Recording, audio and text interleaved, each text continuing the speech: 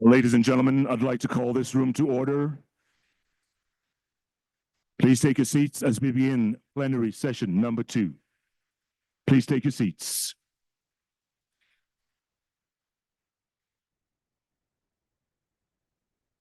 Just like to let you know that the overflow rooms are in conference room 1 and 3. In case you don't have any space in here, overflow rooms are conference room 1 and 3. In the meantime, Her Excellency Dr. Amina Gurib Fakim, former President of Mauritius, His Excellency Mohamed Bivogui, former Prime Minister, Republic of Guinea, His Excellency Dr. Ibrahim Mayaki, AU Special Envoy for Food Systems and former Prime Minister of Niger, Dr. Ismahan Elouafi, Executive Managing Director, CGR, the entire CGR team and our hosts, ambassadors and high commissioners, ministers, scientists from around the country, around the region, and around the world, innovators. Ladies and gentlemen, welcome to day 2. I hope you had a restful night after day 1. Thank you all for showing up bright and early. We have a couple of sessions to go through this morning, so thanks so much for your time. And I hope those of you who are tweeting or Xing are using the hashtag Science Week. Please don't forget that. Science Week is the hashtag. Let's keep going with that so that we can all be in sync. First session today is building bridges. And for that will be moderated by Dr. Schengen Fan. He's a systems board member for CGR. I'd like to also invite the panelists, including Dr. Yvonne Pinto, Director General, International Rice Research Institute, Mr. To Vet Chow, Deputy Director General, International Cooperation Division, Ministry of Agriculture and Environment in Vietnam, Dr. John De Leon, Executive Director, Philippine Rice Research Institute, and Ms. Bongiwe Njobe, Board Member, Forum for Agricultural Research in Africa, or FARA. Give them a round of applause. Thank you. Dr. Schengen Fan, the floor is yours.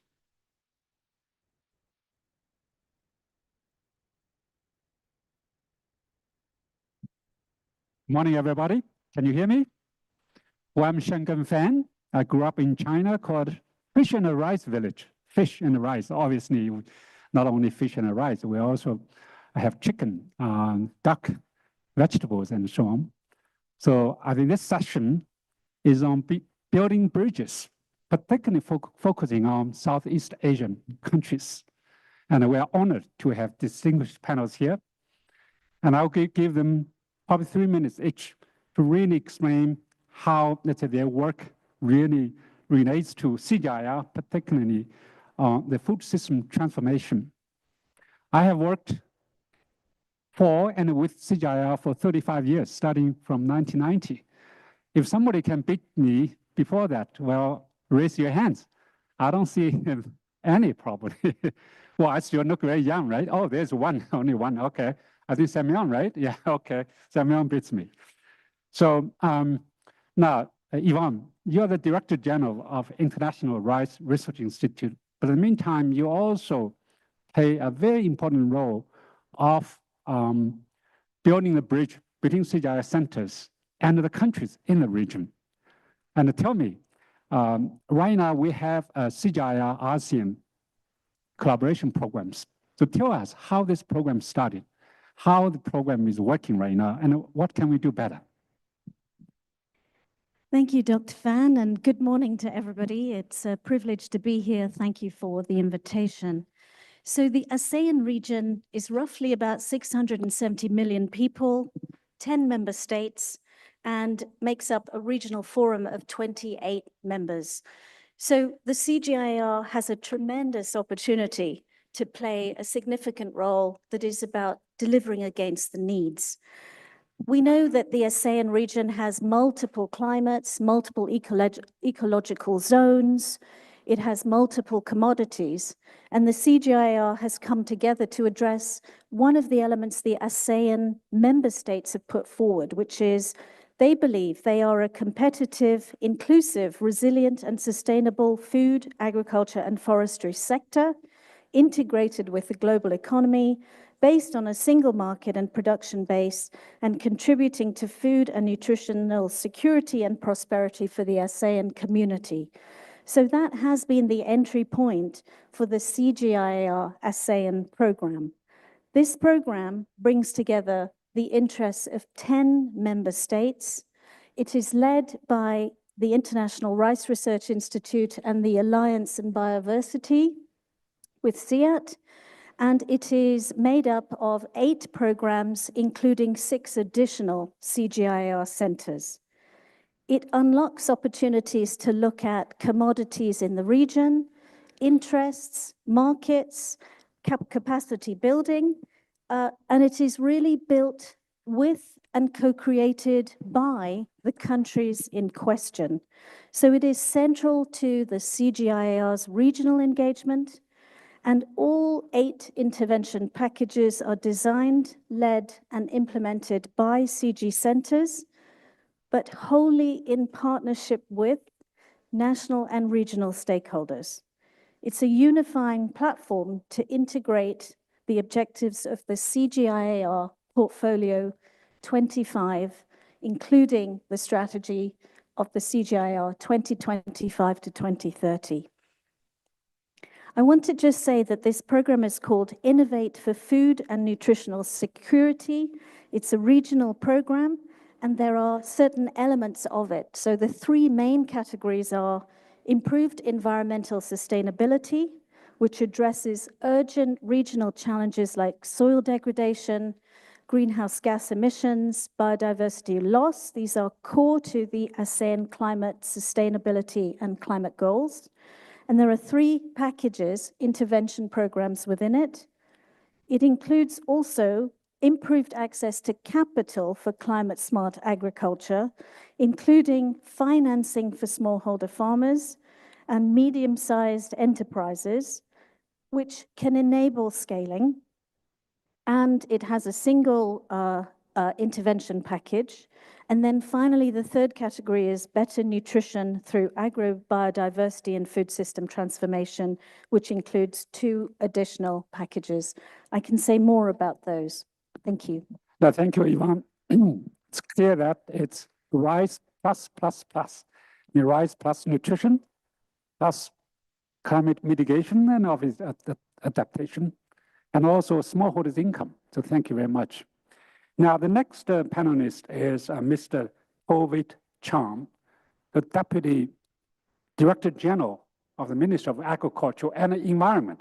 Just for your information, in Vietnam, they merged agriculture with the environment. This is really, really outstanding. I mean, I have been working with the United Nations on food system governance. Merging these 2 ministries is so critical. So Vietnam is probably the most dynamic, vibrant countries in the last probably 20, 30 years, particularly in agriculture. The country has worked with IRI, with Simmit, with IPRI, with IMI, with almost all CGIAR centers. They really used this collaboration to drive its transformation of its agriculture and food system. So my question to you, Mr. Chow, so obviously most of the actions happens at the national level. You know, we can always have global debates, discussions, commitments, but the national level commitment is so critical. So what is the role of national institutions in program like what Yvonne has described? Thank you very much, Dr. Shen, and Excellencies and ladies and gentlemen. It is my privilege to attending this important meeting here today. Thank you. Vietnam would like to thank you, the government of Kenya, and also CGIAR very much for your invitation. So each country in ASEAN region has different priorities. Vietnam, we embrace innovation to achieve our priorities, including sustainable development goal. Vietnam aims to build a sustainable, low-emission agriculture economy that prioritizes food security, climate change adaptation, and rural development. This aligns with our commitment to climate resilience and achieving net zero emission by the year 2050. So the government of Vietnam recognizes the very important role of agriculture in the environment. That's why, as Dr. Sen Sen, the moderator, has just mentioned, our government decided to merge the two ministries of Agriculture and Rural Development with Ministry of Natural Resources and Environment of Vietnam into one ministry 1 month ago. So we now, it's a new Ministry of Agriculture and Environment. In Vietnam, research institutes plays important role for agriculture sector through research and development. We actively encourage and support the introduction of new technology from CGIAR centers. This creates a mutually beneficial partnership. Vietnam gains access to valuable technology, capacity building, and research outcomes, while CGIAR scientists can conduct research and pilot studies. As you may know, CGIAR and ASEAN can build a stronger cooperation based on the need to address various agriculture and food security challenges and build a much more resilient agri-food system.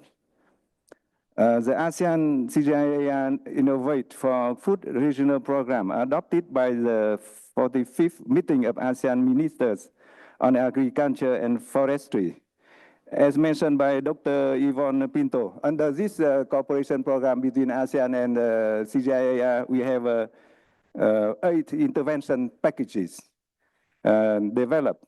The first one is regenerative agriculture and aquaculture and agrochemical use. The second package is climate neutrality and climate change. The third one, enhancing ASEAN biodiversity, use and landscape biodiversity. Fourth, enhancing value changes and regional trade. Fifth is transboundary pest and disease. Sixth is private sector investment and sustainable financing. Seven, farmer-led irrigation for climate resilient agri-food system. The eighth one is a food system transformation for more nutritious and healthy diets. The ASEAN-CGIAR Innovate for Food Regional Program is umbrella for ASEAN countries to follow. In Vietnam, CGIAR Innovation for the ASEAN-CGIAR program yield impactful results for millions of farming households in various aspects, including rice farming, plant and animal health, as well as overall food system. For instance, for rice, Vietnam also, we are good in rice, but maybe not in many other crop products. For rice, crop management practices and low greenhouse gas emission in rice farming with MRV to monitor, report, and validate efforts. This tool has been adopted by Ministry of Agriculture and Environment of Vietnam to be implemented in Mekong River Delta provinces and applied to 1 million of high-quality, low-emission rice program. So we started that program. The Prime Minister approved that program about less than 2 years ago. That important program is the program is aimed at to ensure food security, but also to help to contribute to the greenhouse gas emission reduction to meet our goal of the net zero by 2050. So this program implemented in 12 provinces in the south of Vietnam, including 12 provinces. Important rice basket of Vietnam. We have 90% of rice export from that Mekong Delta region in the south of Vietnam. So also include a lot of livelihood of the people, the job creation, and other important role of the rice in the region. So we cooperate with CGIAR in animal and plant health. Beyond rice farming, majorly in the south plant, in the south of Vietnam. We also have some model of cooperation in plant and animal health research conducted in the northern province of Vietnam. So that program recommended practices for minimizing pest infestation and controlling transboundary plant and animal diseases. Piloting fungal biocontrol agents offer a valuable alternative to pesticide application, contributing to safer and more sustainable crop production. This holistic approach to agricultural development underscore Vietnam commitment to sustainable and resilient food production system. However, Vietnam is still facing some challenges. We have some good model. Some of the challenges probably you will describe. Yeah. And so I hope we will have a second round. So Yeah. maybe Okay. we could ask you some of the challenges you face, how CGIAR can, let's say, strengthen the collaboration with you. Okay, thank you. I think the message is clear. The country needs to have its own vision strategy and use CGIAR as one of the bridges, to strengthen the country's capacity. For example, low carbon rice, I think it is a critical and important technologies and the practices all the other countries can really learn from. Now, John, you are the executive director of Field Rice.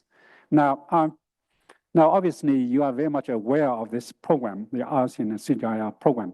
So what's your expectation, I mean, as a director of the institute, from this collaboration? Yeah, thank you very much for the invitation first. I think everyone is aware there's this progress report document that you can check, but just for this conversation, I'd like to be very much more directed in the intervention packages that we are part of. For example, I would like to mention that Field Rice has brokered support for public-private partnership projects. This is now outside of the scope of that activity with ASEAN-CG, but I think we can do also other things parallel to that. And I would like to underscore the word broker because I would like to come back to that later. And the work that we did on managing greenhouse gas emissions is, of course, the implementation of AWD and then the carbon credit activities. Of course, the AWD, the original work of that, the seminal work of that, we've done, of course, with the privilege of working with IRI. And then allow me also to talk about intervention packages that we are not part of. But I think we don't have to be everywhere, but that there are these initiatives serve also to validate the national efforts and actions in these spaces. And I think they also build bridges. So for example, we're not in the geographic scope of IP4, enhancing value chains, but we have done a lot of work on that together with the National Department of Agriculture. We have seen that the whole of government and whole of nation approach that we've learned from the COVID episode, I think will be very useful in addressing these big issues. We're not part of the farmer-led irrigation or climate change or climate resilient agri-food systems, IP7, but we have recently also implemented initiatives around, for example, double rice cropping in the dry season. We're not part of other packages of work, but I think the DA is also initiating work on implementing food systems that also look into more nutritious and healthy diets. On the South-South cooperation, sir, I'm glad to also add here that Field Rice has completed in December 2024 a triangular cooperation, South-South, on the rice value chain. What I would like to mention here is that the convergence of efforts on the Philippine rice value chain is context on a couple of things. First, the demand and supply management. So when we look at the demand management, it seems that even as we speak now, it is possible for the Philippines to be rice self-sufficient. And there are empirical data to show that. And I'm happy that we work at a time when we can use big data analytics right where we work, and then we can come up with this empirical data to bring them up to our leaders. And then there's also this brokering where we use the climate smart maps that we develop with, for example, local government units, where they are most in their areas of operation, where there are the vulnerabilities. For example, when the El Nino, La Nina events happen, we have mapped those out with them. And now we have seen these local government units investing and accepting these maps that we have co-developed with them. And finally, I think the work with smallholder farmers. The value chain starts with them, but we have to be mindful that when the profit sharing happens, it seems that they get a lot of share, but maybe in reality, because of the small holdings that they have, 1 hectare in our country is the normal size, and whatever they can generate in terms of income, in terms of nutrition for themselves, that's everything. Right. And maybe when you look at the total, maybe it's not enough. Thank you. Yeah, no, very exciting programs you have just highlighted. I think the Philippines has great potential to produce more rice. The country now is still not rice self-sufficient. Hopefully working with IRI or maybe with other countries. You mentioned about the South-South cooperation. Hopefully in years to come, the country will be able to provide adequate rice for its own citizens and benefit smallholders. Now, Bungie, now you are the FARA board chair, but I know you also have run the National Agriculture Research System in South Africa. So I have known her for many years. Now, coming from Africa, so what do you take, sort of lessons you can learn from this ASEAN and CGIAR collaboration? I mean, you also haven't engaged with CGIAR, let's say, for many years. So just tell us, what do you think? First of all, good morning to everybody. And yeah, first of all, I'm impressed and inspired by the ASEAN initiative. So I'd really just like to make 3 sets of points. The first one is, I mean, rice brings us together. Africans are equally substantial consumers of rice.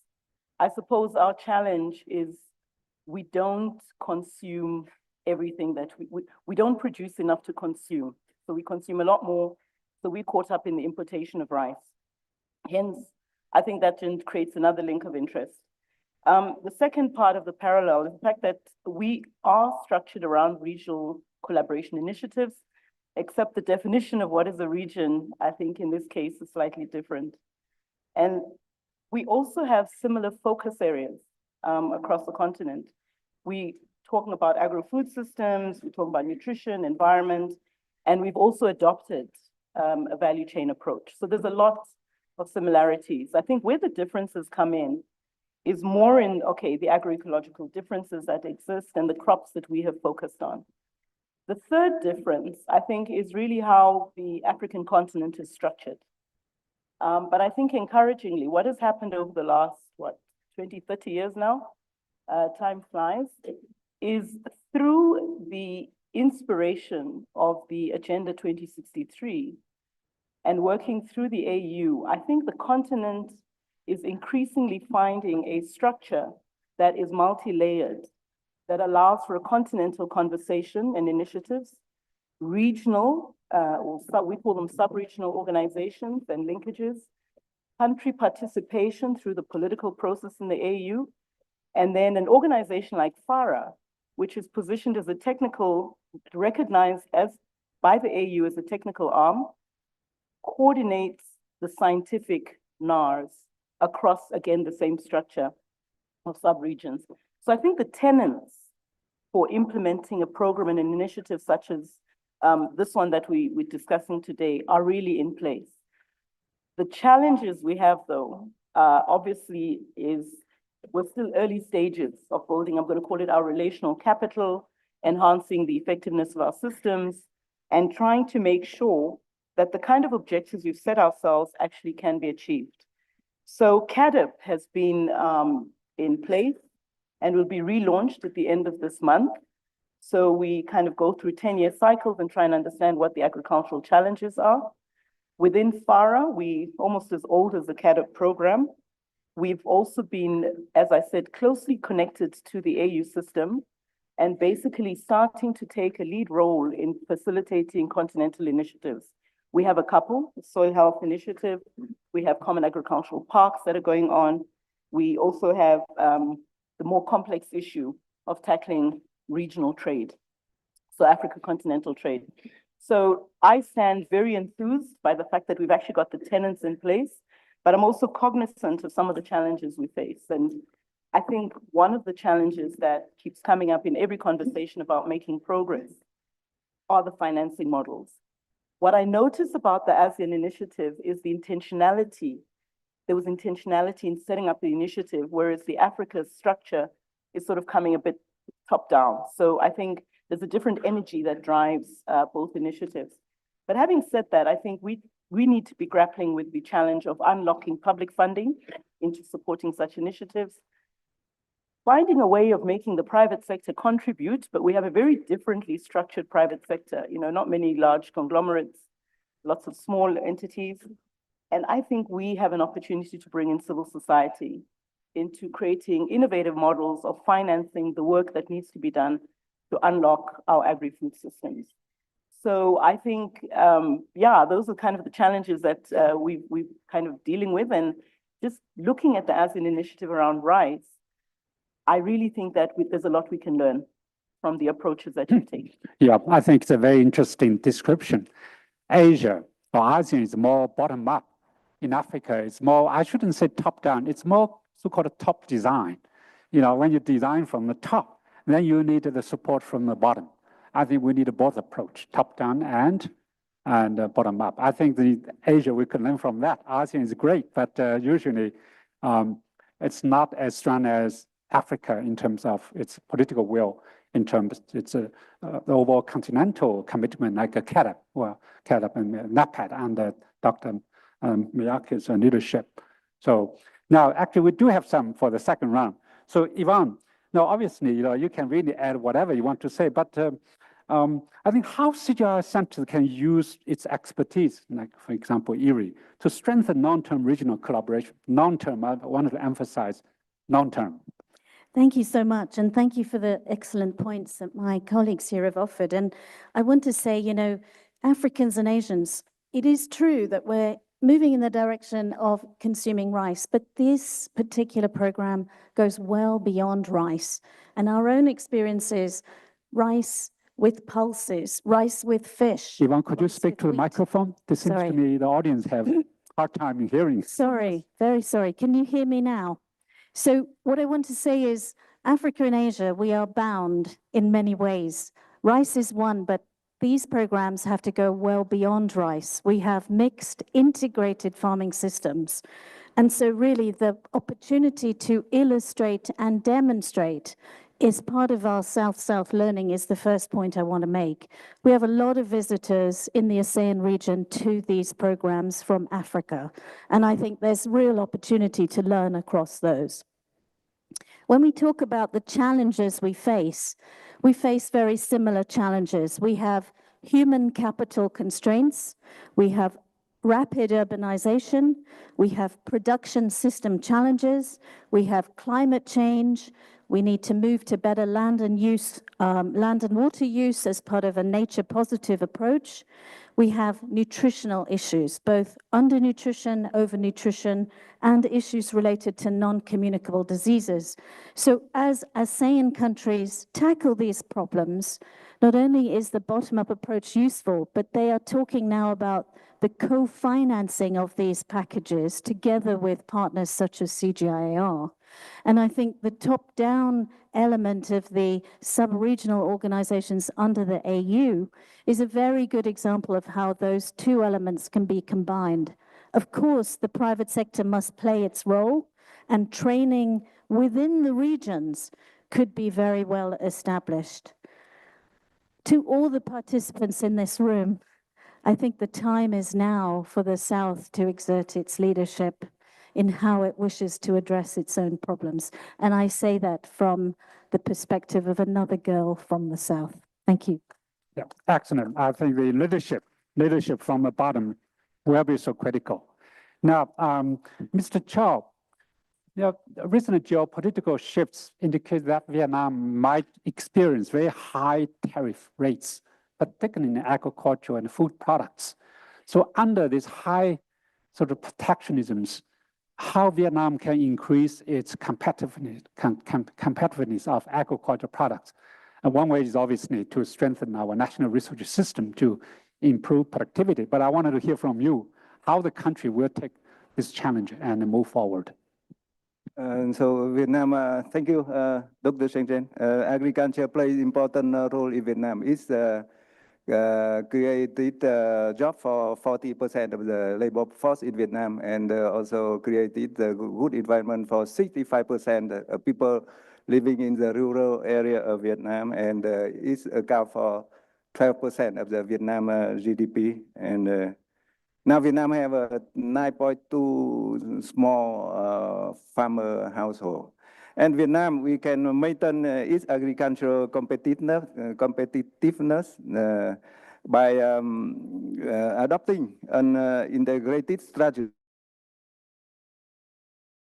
that strengthens farmer organization. We should have a linkage between the farmers with the cooperatives and with the private sector with businesses.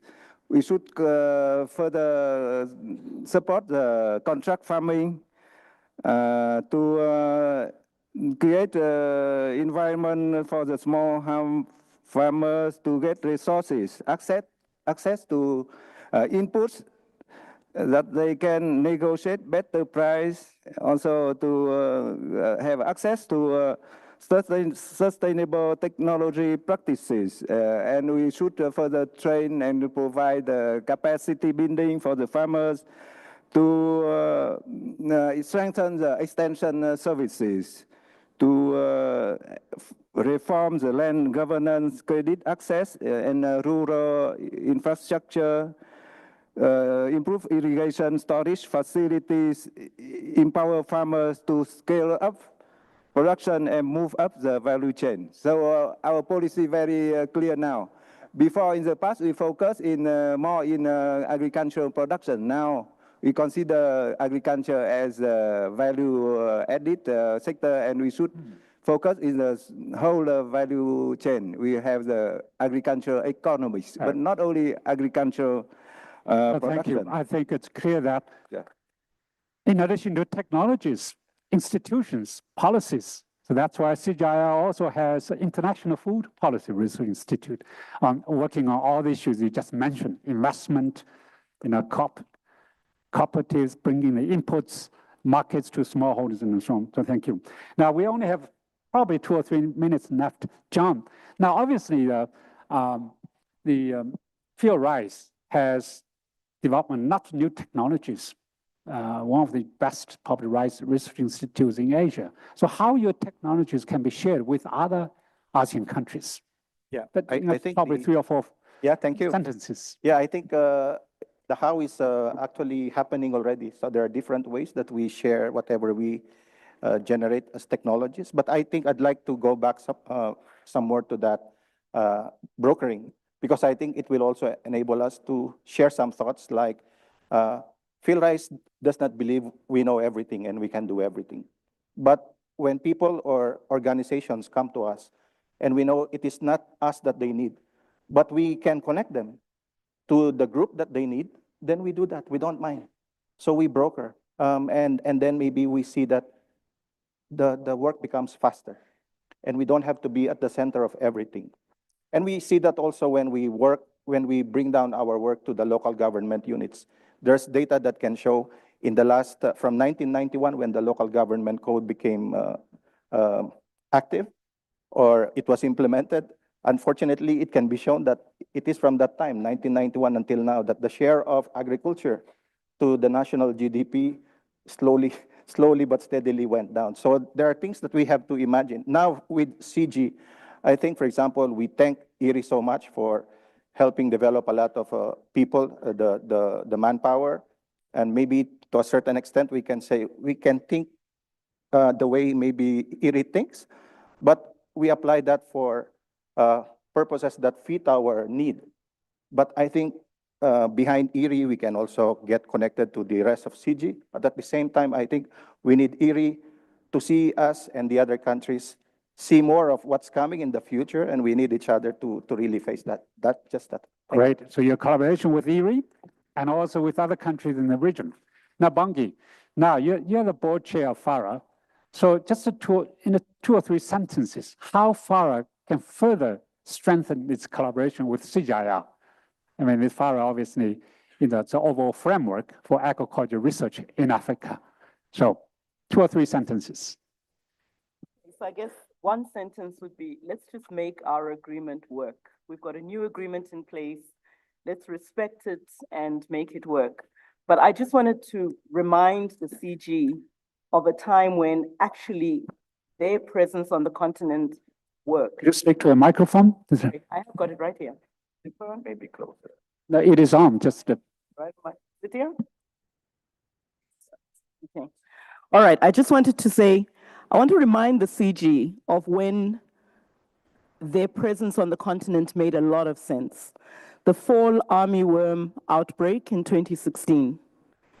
CG brought the science, worked with the National Agricultural Research Systems, the politicians made decisions about working collaboratively, the farmers were part of the chain of mitigation, and it just worked. And we got rid of the fall armyworm in a short space of time. Currently, the CG's presence on the continent is very scattered. So we need to find ways in which within the CG, they understand the linkages when they work on the continent, and then they can work with the existing political and decision-making structures that I described earlier on, because they actually worked when we dealt with the fall armyworm, and they can work again. So FARA is part of that network. We connect both, I'm going to say technically to the AU and practically to the sub-regional organizations. So leveraging economies of scale is where the FARA platform becomes extremely useful. So yeah, I think that in the absence of time, that's what I'd end up with. great. Okay, thank you, Bungie. Now, we also have a video message from ASEAN Secretariat. You know, ASEAN is the overall sort of regional cooperative framework for ASEAN countries, 10. Sometimes they're also called 10+3. So basically plus China, South Korea, and Republic of Korea, and Japan. So could the organizer play the video from the ASEAN Secretariat, Mr. Sim?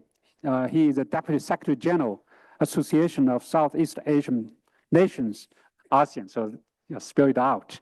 Please direct your attention to the screens in front of you as we play that video.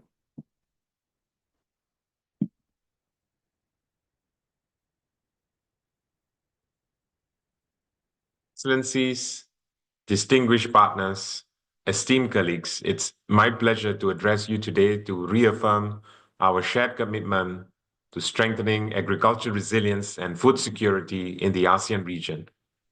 Agriculture is not only the backbone of our economies, it's also a key driver to sustainable development and basically regional prosperity for our people. In response to the evolving challenges that we face today, such as climate change, even challenges of resource constraints, challenges of food security risk, in ASEAN, we have proactively been advancing regional policies and initiatives that foster collaboration amongst our member states.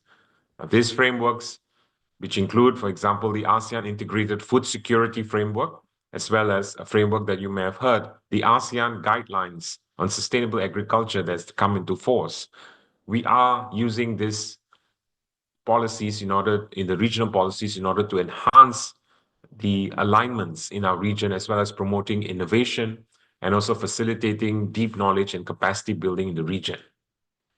Importantly, we recognize that no single country can address these challenges alone. And we know that by leveraging regional cooperation, we can definitely accelerate and adopt climate-smart agriculture technologies.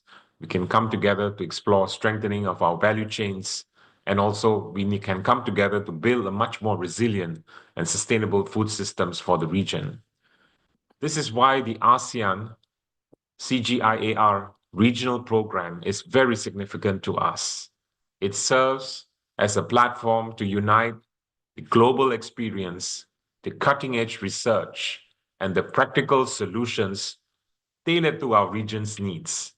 And by working closely with CGIAR and the key partners, we aim to want to scale up the science-based innovations, and also, of course, work together to enhance the smallholder farmers' productivity, which is, as you know, becoming a critical issue. And more importantly, we also want to improve food and nutrition security across ASEAN. I believe are important mandates of the CGIAR. I truly look forward to seeing this partnership that we have driving some of these impactful solutions, ones that are going to be empowering our farmers and strengthening our agri-food systems and ensuring that ASEAN will remain a global leader in sustainable and climate-resilient agriculture. We all know that collaboration is the heart of our success. As we move forward, let us continue to work together, the governments, the research institutions, the private sector partners, the farming communities, the cooperatives. We want to all come together to be able to have a stake in shaping a much more food secure, a much more sustainable future. ASEAN is committed to supporting this endeavor, and we welcome the contributions of all stakeholders to make this vision a reality. Because this is a strong commitment from ASEAN leadership. Yeah, Dr. Shengen Rao, before you wind up and give your closing remarks, there is another video actually showing the ASEAN regional program. So please direct your attention to the screens as well. Okay, it's great. Yes, let's do that. Okay.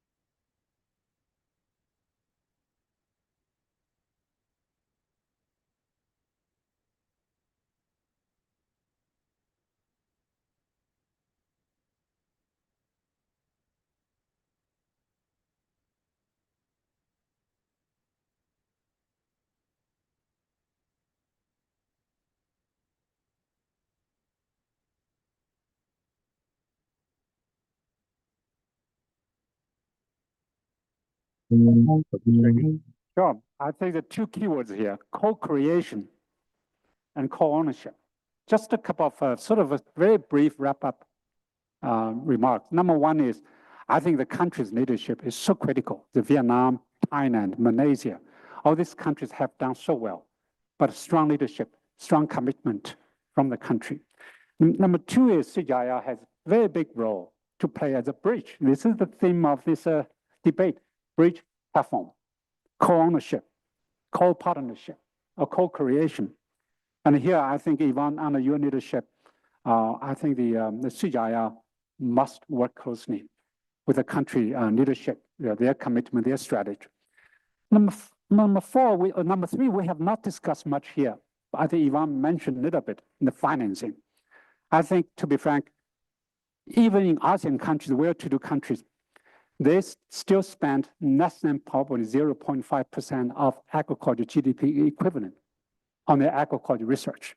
Even 20 years back, 30 years back, when I was working for one of the CGIAR centers called ISNA, International Service for National Agriculture Research, we asked the countries to spend 1% of their sort of national agriculture GDP equivalent in agriculture research, but it's still far away. But without that, without national investment, national commitment, even CGIAR is strong, there will be no impact. So I think co-financing or innovative financing will be so critical. I'm happy to observe that Yvonne and probably Kevin Chen from IPRI have worked with ADB to look at some of the innovative financing, to really look at how we can really bring resources to national agriculture research, to CGIAR research. Under the current geopolitical shifts, this is so critical, country-owned, country-driven. The CGIAR plays a critical role to promote CGIAR country and the country South-South cooperation. I mean, this is the way to go. So we must acknowledge the current reality, the challenges. It shows how important we are, we're working together. So I want to thank these four distinguished panelists for their great contribution, and also Jeffrey. I mean, he helped me in moderating several sessions. So you have done such a wonderful job. We even didn't have time to applause to our panelists. Let's do that together. Thank you so much. All right. Dr. Schengen-Fan, you and your panelists, fantastic, great job. Another round of applause for them, please. Thank you. Thank you. Take your seats. Thank you. Well done. Building bridges. Thank you very much. Great start to day 2, folks.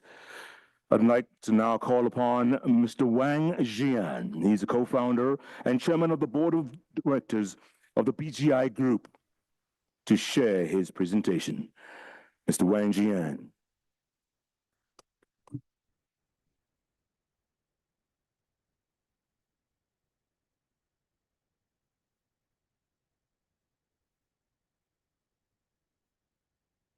So happy to be here again after 22 years.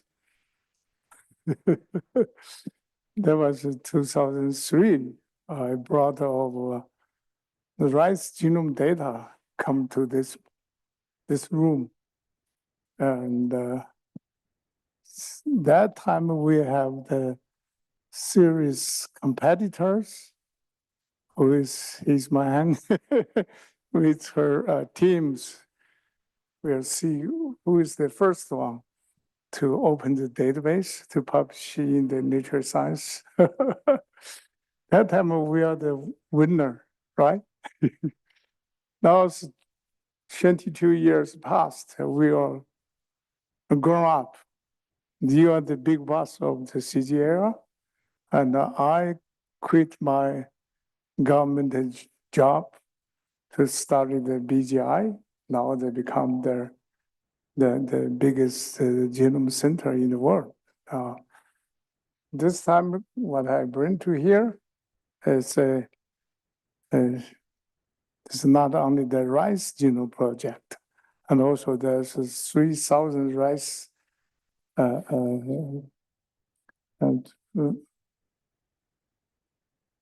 we worked with IRI for the last 10 years. We had very good publications. At this time, I bring the proposal to here. I quickly took it to Ismail, say I can make a announcement in here. So how about including all the seeds, not only rice, also maize, wheat, potatoes, even the orphan crops. We counted as 700,000. So plus some small ones, small things, probably we can let's do it for 1 million seeds quickly in 3 or 5 years to digitalize all this kind of seeds, to make it available for everyone, for every institute under the CGIAR. And I don't know how we can do that. And it's your decision. It's the legally or it's the possible. But we guarantee that we have the capacities, that we have the abilities. And also we proposed we donate half this data, which I just take a quickly calculations. There will be sample prep and the sequence and analysis and the data storage. And we are switch from the bioinformatics to artificial intelligence. And also the goal is make it switch the real one. We call the biointelligence. I don't like the artificial things. We like the real things. So we need a place, we need a space, we need a room to quickly to start it and have special issues to publish it quickly. And yesterday we was in the Hillary. I think they have a huge nitrogen tank that's full of the room. That's the treasure of the samples. Probably we can start with some animal diseases. They will be very useful, especially in those days. And it's not, I think it's not only the animal disease, probably it's a human disease related, all the infections. So we can quickly work on those. So I calculated for all the sample prep, and we have to, you have to make a decision, send it to somewhere to prep, to finish the sample prep. If you do it, institute by institute, they will be very slow and waste lots of time. If we have the automated system, we can quickly to finish the sample prep. And this is a labor-intensive cost. The second will be the large-scale, high-throughput sequencing. There we are guaranteed to put in whatever year is good place. and Africa Research Joint Research Center, which is Chinese government supported, is another place. So, but we are nascent to the CG's order. Whatever you want us to go, we just put there. And so sequences is not a problem. And analysis, I think we need to work together. We need the training, we need the education, and make sure the people in this room, they really understand that they can do it by themselves. It's not only by us. So we can work together, and then we need the supercomputers, or we can use the cloud computings, this kind of sense. We need the computer capacity, we need the storage. That is another cost. And also we need to team up to make sure from the bioinformatical analysis to the artificial analysis, and then to the real intelligence, make it the world's biggest the biointelligence database. We can really change the world. From the 20 years ago, we are competing with Ismahan's team. Now we have found for the last 20 some years. Now finally we work together, and we will also propose, can we be part of CGIAR? So not only work with the PGIAR, we want for our desert project, for our longevity rights. I think it's very useful and very interesting new area. So we propose to beg your accept to us. So what I said on the stage, the rhythm lips, and we're guaranteed to deliver that. So let's work together, do good, have fun, and change the world. Thank you. Thank you, sir.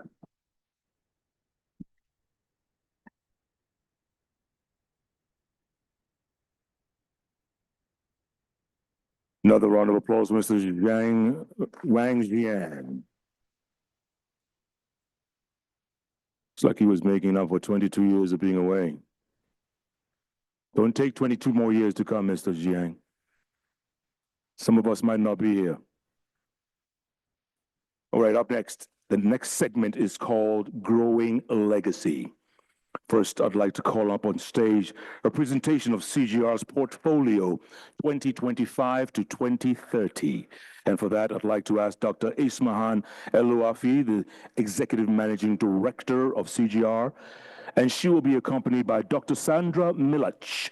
She's the Chief Scientist of CGIAR.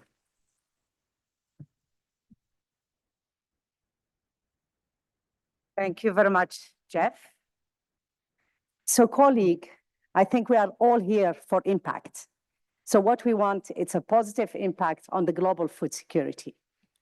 And there is a word that a colleague used in the last 2 days. We had our global leadership team. He said, impact starts with insight. And I love it, really, but that's what science is. It brings us insight on issues so we can have the impact that we are looking for.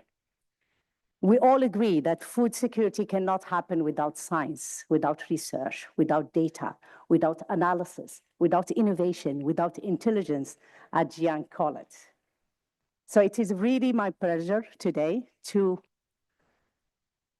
present to you the research program, or to rather introduce to you our chief scientist that's going to present the new research portfolio. And one of the main reasons why we are doing it today is that this is the portfolio we believe that can help us really tackle the challenges that we have been talking about over the last few days. How did we do it? I want to just share with you how did we get here. About in January 2024, all the director generals of the center got together. As a matter of fact, Yvonne joined us, our DG from IRI. She joined us, although she wasn't yet the DG of IRI, but she was the incoming DG. We had also Eliane, the DG of C4 ICRAF with us. We had also Marco, the DG of the World Veg with us. And we had really a great brainstorming sessions. And from there, that really triggered in 140 scientists, the best brains or brain representative, because we have many, many wonderful brains within the CGIAR system and partners that came together and developed the program over 1 year.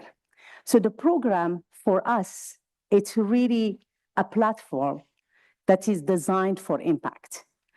The program is very important, and we have a number of discussions at our board meetings, system council meetings. We have the independent, the ISDC that look at it. We had a number of discussions to fine-tune it and get it to the impact that we are looking for. So right now, it is our platform to really get to the impact that we are looking for. And in that platform, in that portfolio, we moved from productivity alone to productivity still, but with nutrition, with climate adaptation, with particularly positive impact on life and livelihood of small-scale producers. So for us, it really personified what CGIAR going to be in the next 6 years, 10 years, 20, 30, the next future of the CGIAR with partners. We ground our robust research in diverse knowledge systems, context-specific and effective solutions. And we have it all around partnership, and that's where we wanted to do the Science Week back in July 2024. We couldn't do it, and that's why we postponed it. But in the meanwhile, we engage with partners and make sure that they are with us in that portfolio. By the end, we are scientists, and I recognize we have policymakers with us here. We have experts in other areas or donors, but by the end, all of us, we are scientists by heart. So from Amina, she's a scientist, to Victor Villalobos being a scientist, many of us as policymakers also are scientists. And by the end, we want to make sure that we use science properly. For me, as a CGIAR, and we know the history of CGIAR, the programmatic integration, the integration at the program level, it's a kind of a silent revolution. If we come together at the program level, everything else comes after. We will unify as a governance, we will come also integration at the operations. So the most important is the work on the ground, and the work on the ground is happening in the countries, it's happening in the field, it's happening in the laboratories, and that's where we need our scientists and our partners to come together. So this program going to be about $6 to $12 billion from now to 2030. It's going to drive solution, but those solutions are made by people. And that's where really I'm very happy. I know we can do things virtually, but we need also to meet, because by the end, the work is done by you and by many people in the field. So it's good that we engage at the personal level as well to make sure that we deliver on it. So this portfolio has been developed by an amazing group of scientists, very, very impressive group. And I want to really introduce you another impressive person, Dr. Sandra Milash, our new chief scientist. And we are really counting on you. And we are counting on the leadership of Sandra to really drive the portfolio implementation on the ground with all the partners. As you heard yesterday from, I think it was from ISAM, we have about 4,000 institutional partnership. We want to engage even more to make sure that really this portfolio brings us to the 5 impacts of the CGIAR, which covers the gender, the livelihood, the climate, the nutrition, and also the incomes. Over to you, Sandra.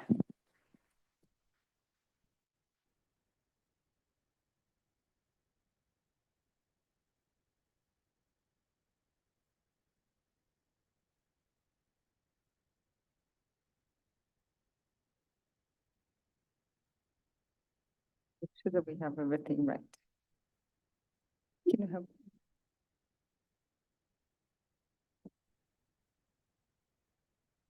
It's not rocket science.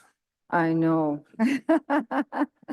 Okay, ladies and gentlemen, prestigious partners and dignitaries, dear scientists, we are here today.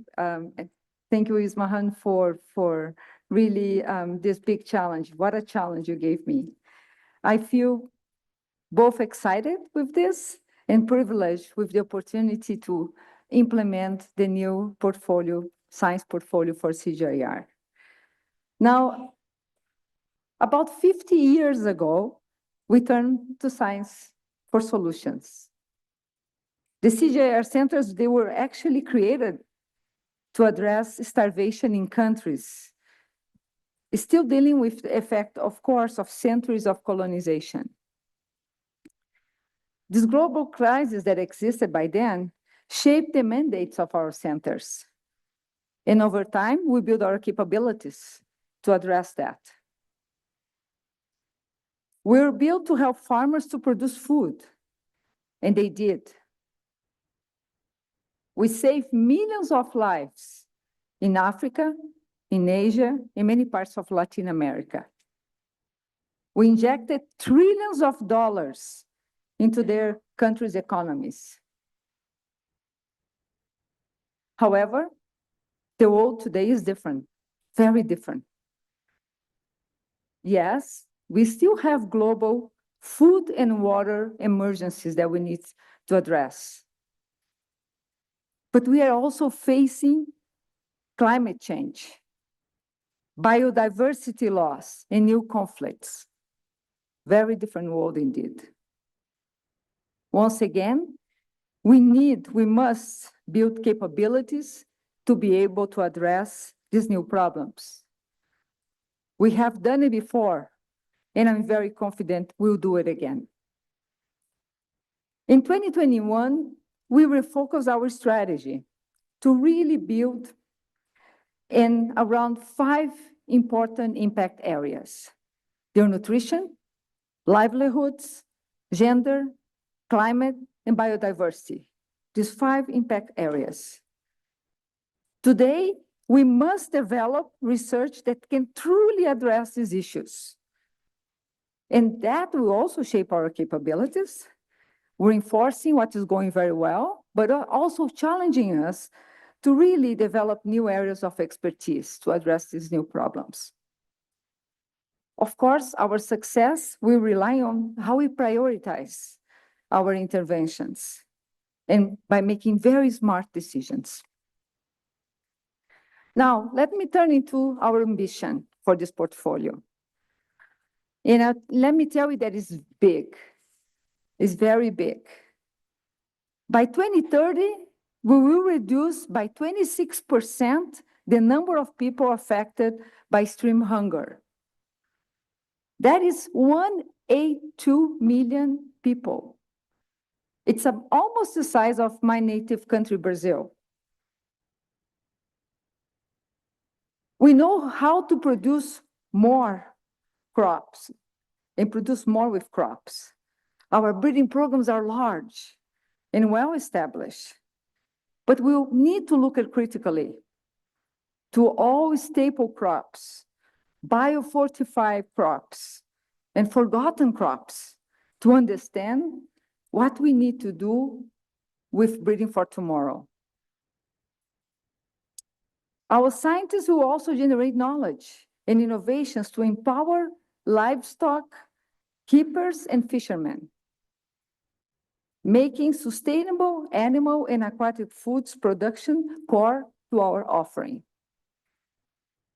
But we will make sure not to design our research programs solely to produce more food. Of course, more food is important, but also to tackle malnutrition. Better diets and nutrition are central to our work. For example, our innovations will be designed to prevent stunting in children and hopefully make healthy diets affordable for all. Policy innovations are just as important as technologies. We roll out them. We will support and work with our partners to enshrine best practice in their laws. We will also want to build on indigenous and traditional food practice. How important is to that? Culture is such an important component of our food systems, and we need to respect that and honor that. We made commitments to our partners, our dear partners, sharing capacity with and between them. The knowledge we co-create through that will travel across borders. Let's do that. Let's make sure that it goes beyond our mandate. Another ambition of ours, by 2030, we will leave 31 million people from extreme poverty. This is roughly the same as the population of Ghana, the entire country of Ghana. We hope also to create 92 million jobs, a number equal to the workforce of Bangladesh, just to give a perspective.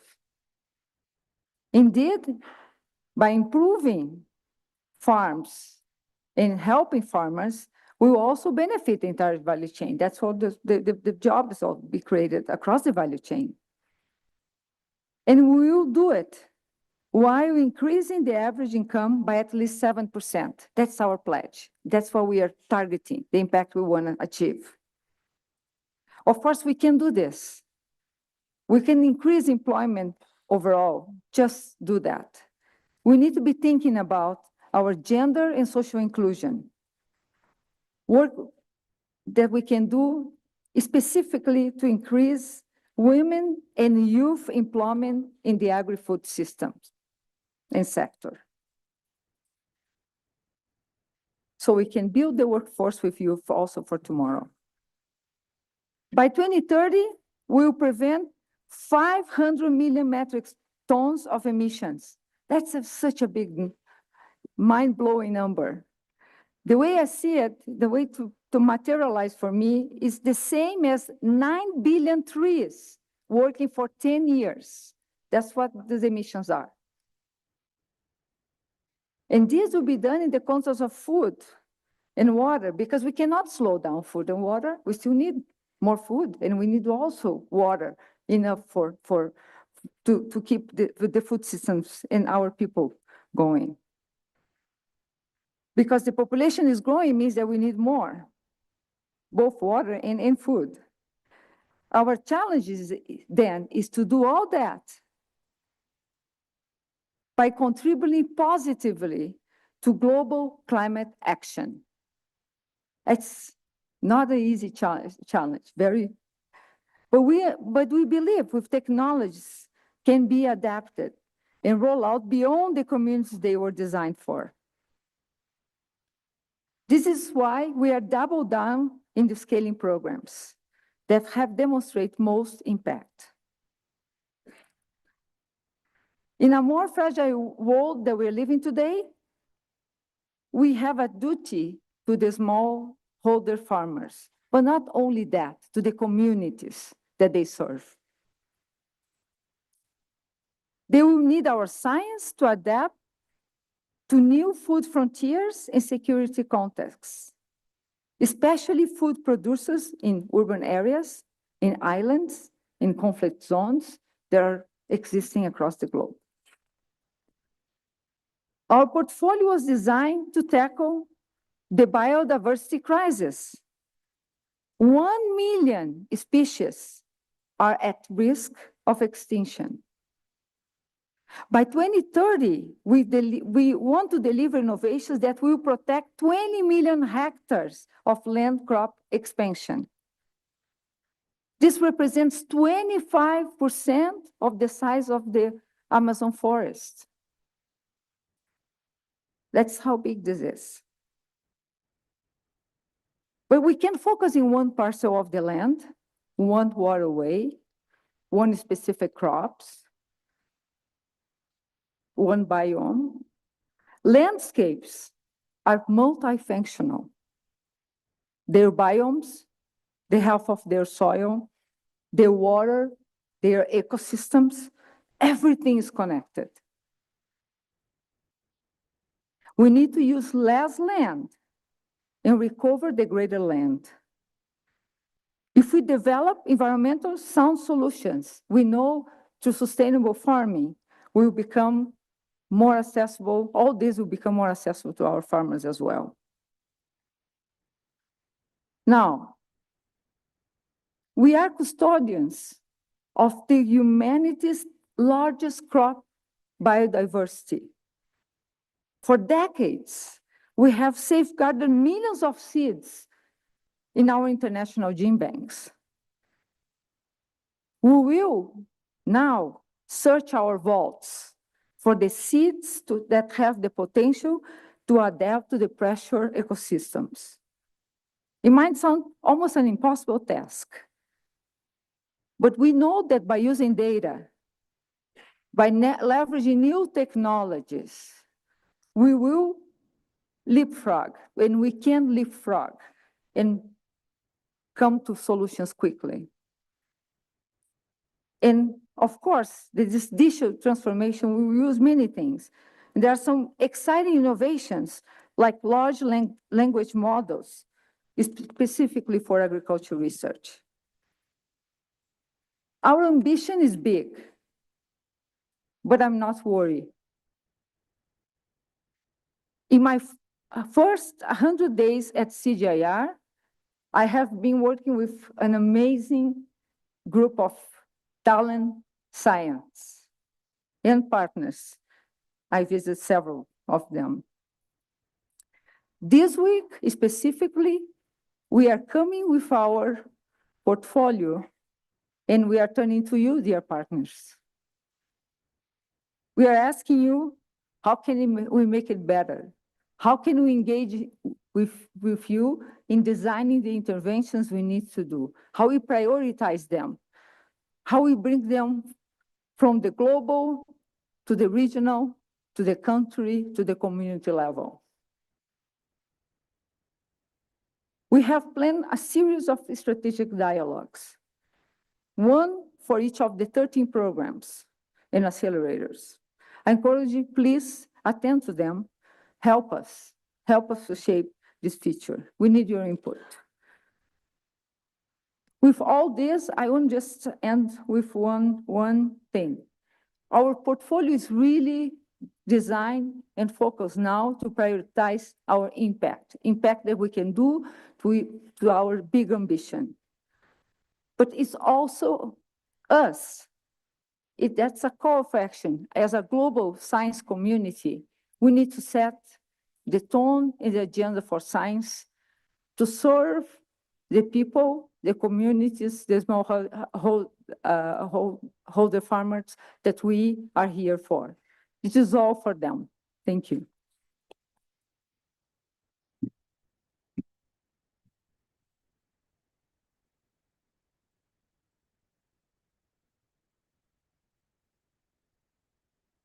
Once again, Dr. Ismahan, Dr. Milak, let's give them another round of applause. Thank you for that presentation.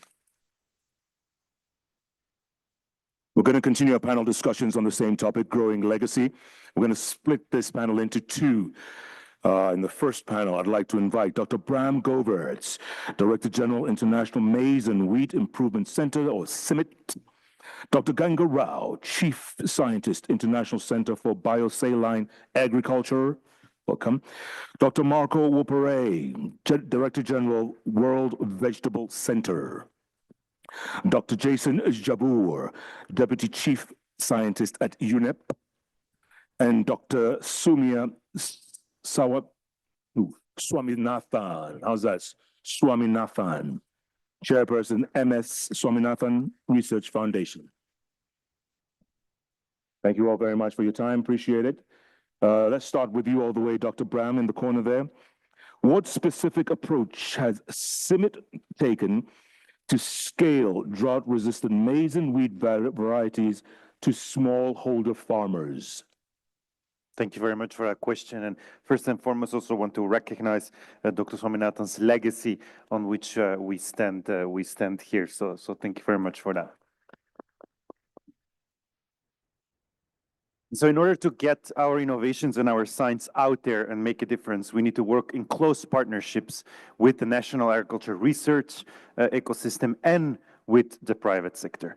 And just for one very clear example of that was this weekend, some of you accompanied us to the CalRO research facility in Kiboko, a facility where CalRO is very generously hosting several CG centers to work together on the portfolio that was just presented on breeding for tomorrow. And we just opened new drought-tolerant maize screening facilities, fall army worm facilities, but also dryland crop research facilities there. And that thanks to the generous support. Also, let me thank you to the donors and investors, the generous support of the Crop to End Hunger donors.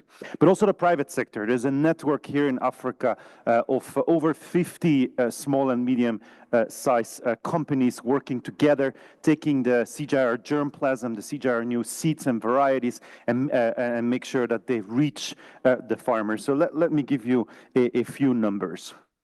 In the last 6 years, multi-stress tolerant maize varieties here in Africa were more than doubled from 72,000 metric tons in 2016 to over 205,000 metric tons in 2024. Now that seems abstract. The reality is that it's 8.4 million hectares of drought-tolerant maize planted in the field. May still seem abstract. That really means 10 million households that had access to 9 months more food during the recent 2024 El Nino that was hammering very hard this sub-Saharan Africa region, or 60 million people in total in 20 countries benefited from this single innovation. Today there's 125 derived drought-tolerant maize varieties out there by the seed companies, by the national system. Similarly, of course, there is the drought-tolerant wheat varieties that the CGIAR is working on collaboratively, using the biodiversity land races that are sitting in the gene banks and bringing those drought-tolerant traits into that germplasm. That drought-tolerant wheat is then distributed by IICA and Simmit together in the semi-arid wheat areas, and the annual increase in genetic gains of the recent years was 1.6% of genetic increase, or that really means 10 to 12 million hectares in South Asia during the 2024-25 growing season, or 90% of the wheat grown in Ethiopia, durum wheat mainly from IICA, and bread and durum wheat from Simmit. So that's all only possible because of a scaling strategy, and I want to recognize, I think Innocent is somewhere there, the TAT leadership of Dr. Akina Desina, and of course also the work on scaling methodologies like Masagro, and who doesn't know who Papa Masagro is, he's sitting here, Dr. Villalobos, and we're trying to use that same methodology, learning from TAT, of course, also here in Africa. Thank you very much. Thank you. Dr. Gangarao, what innovation in biosaline agriculture has shown the greatest success in addressing water scarcity? Thank you so much, Jeff. I'm representing IGBA. It is based in Dubai, United Emirates. We are building the legacy on the Ismahan. She was the DG earlier at Dubai. We are working on the water management, water scarcity. Globally, 2.5 billion is living in the water scarce areas. We are managing at the demand side and also supply side of water scarcity. Water scarcity, several folds. It can be natural, it can be economical, it can be geographical. But we are looking at the tailored innovations based on the needs of the farmers and also other stakeholders in the system. We work in MENA region where the food import is a major issue and the water scarcity is also another issue. And we are also working in sub-Saharan Africa and also Central Asia. We are working on the innovations where water quality is also important. For example, date palm is one of the major crops. Continuous irrigation of the saline water, it might affect the fruit quality. That is what we are looking at. Not only the quantity of water farmers irrigate, how the quality is affecting the produce. And also, we are closely working with the countries. For example, in UAE itself, we developed the country-level irrigation strategy. With the Oman, we developed the salinity strategy. In Euphrates and Tigris, at the regional level, we were developing the strategy for how best we can use the water there. And we are also working on the climate-resilient crops. Quinoa is one of those crops. Fodders and other agronomic packages where water efficiently can be used. And also, we developed the water calculator, wherein we will be able to estimate the precise water requirement so that we will not be wasting the water. And also, we plan the irrigation scheduling as per the need. And also, we are also working on soil amendments where the soils we are working, soil quality is more important because soil dynamics, it also affects the fertility availability. That's why we are applying amendments like biochar. It helps the soil health, it improves the water retention, and also fertility dynamics. Thank you. All right. Dr. Marco, how have you scaled climate-resistant vegetable varieties? Okay, thank you very much, Jeff. Good afternoon. I think it is already, right? Ladies and gentlemen, a big thank you to Ismahan to have me on this panel. I work for the World Vegetable Center. Headquarters is in Taiwan. Regional centers, India, Thailand, Benin, Mali, Tanzania, and a new Africa office here in Kenya. So varieties really is extremely important for us. And if you look at Asia, maybe I start with Asia, Jeff, and then go to Africa. Yeah. Asia, very much scaling is through the private sector. In 2017, we established a consortium, and this consortium now counts 58 seed companies operating in the Asia-Pacific region. These companies get privileged access, limited exclusive access to our breeding lines of tomato, pepper, cucurbits, in particular pumpkin, loofah, and bittergourd, and lately also okra. And these lines stem from the good work of our breeders using our gene bank, obviously. These companies also participate in projects that we propose to them, and in particular related to climate resilience, so heat tolerance, pest and disease resistance. And they work together, if you like, in a pre-competitive space. So this is a very powerful mechanism, and we also require these seed companies to report back to us on seed sales so that we know what part of the seed sales is linked to our work. So through that, we know, it's like a dashboard, if you like. Through that, we know that currently, annually, 200 varieties on the market of tomato, pepper, pumpkin, and bittergourd have World Veg DNA in it, if you like. And through that, annually, we reach at least 1 million farmers. So that's Asia, private sector. If I go to Africa, we are building the formal seed sector there. We have a similar consortium, the Africa Vegetable Breeding Consortium, under the umbrella of the Africa Seed Trade Association. The one in Asia is under the umbrella of the Asia Pacific Seed Association. In Africa, it's under the Africa Seed Trade Association with 20 companies right now, growing. The difference with Asia is that these companies don't have any breeding capacity, so they test ready-made varieties. And there is some success there because if you look at tomato in East Africa, 50% of tomato seed is a direct introduction from World Veg, 100% of African eggplant. And if you look at amaranth, 2/3 of amaranth planted in East Africa have DNA of World Veg material in it. So yeah, we're building the formal seed sector, but Jeff, a very important other mechanism is through our seed kit distribution program. And through that, we bring to farmers what we call now in VAX the opportunity vegetables. And we distributed 450,000 seed samples to farmers that way. And also through that, I think we can get climate resilient material in Africa in farmers' hands. So in Africa, it's the formal and the informal seed sector, whilst we are strengthening the formal sector. Thank you. Excellent.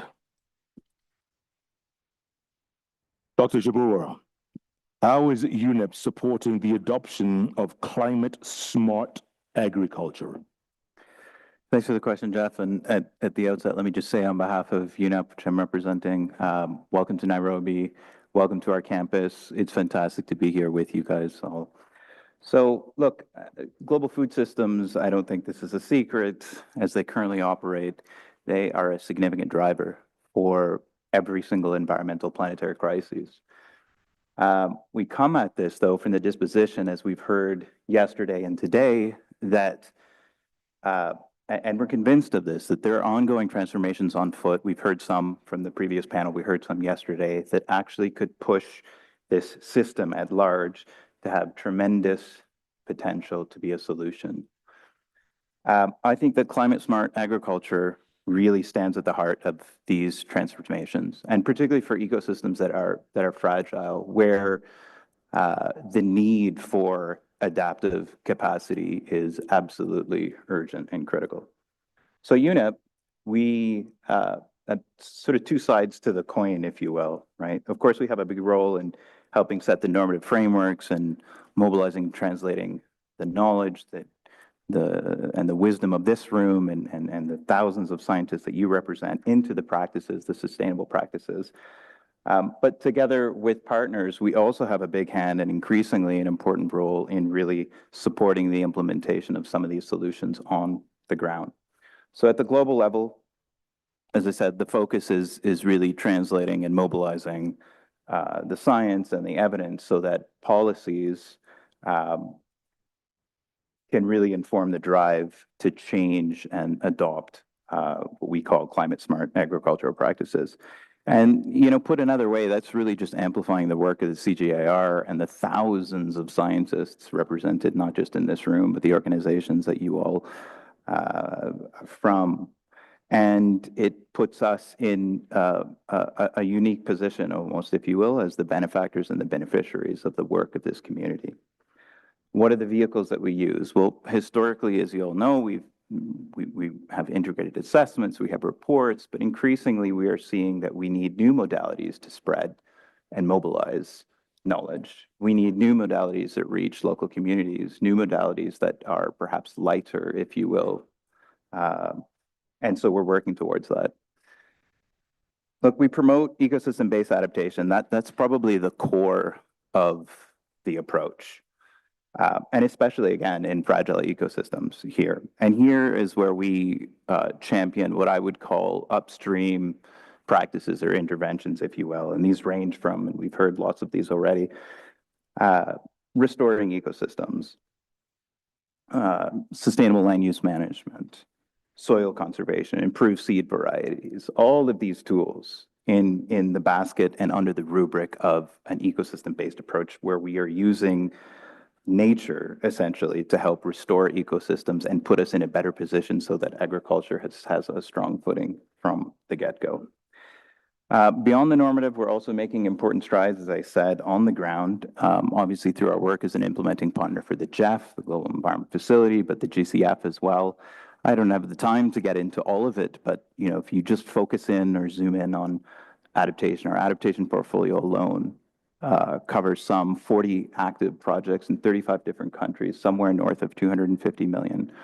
And I would challenge anyone to unpack these projects, any one of these projects, and not see a direct or indirect link to things like water efficient farming, regenerative practices, all of these things that we're speaking about that really speak to climate smart agriculture. And so in closing, and maybe finally, I think, and this really goes in particular for the Global South and fragile ecosystems at that, where the stakes, I think, are the highest. UNEP is increasingly using every means we can to work with local communities, and that's hard. It's hard for an agency like ours, and we're completely dependent on this community in many ways. But it's important, and I raise that, and we heard it earlier, in that without this context, without getting this you can have the greatest technologies and ag smart sophistication, but without that context, we are at risk of maladaptation. And so it behooves us. It's really important that we work together with local communities. Thanks very much. All right.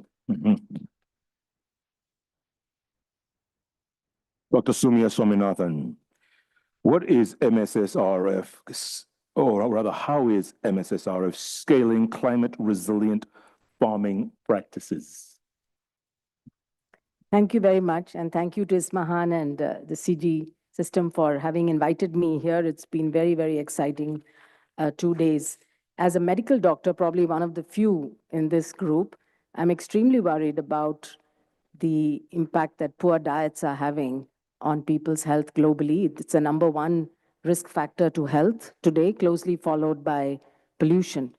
And both of these are felt maximally by people living in the Global South, and particularly the poor, women, and children are disproportionately impacted. So climate change, of course, impacts human health directly and indirectly, but also livestock and animal and plant health. And this is why I think we need to look at the whole holistically and not just address each of them in silos, because I don't think that's ultimately going to benefit the people. Of course, the context varies, and the interventions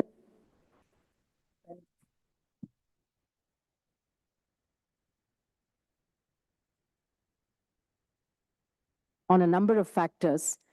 But one of the things that we are seeing in South Asia, and I suspect in many parts of the world, is the feminization of agriculture, the increasing drudgery that women face, but most importantly, the invisibility.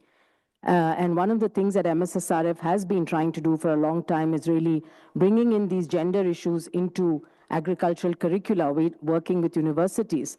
Because if you really go and talk to women farmers, and I think we had one yesterday in the plenary session, the insights that they have and the problems that they face are really not being addressed by researchers worldwide. And this includes on the manufacturing and the equipment side.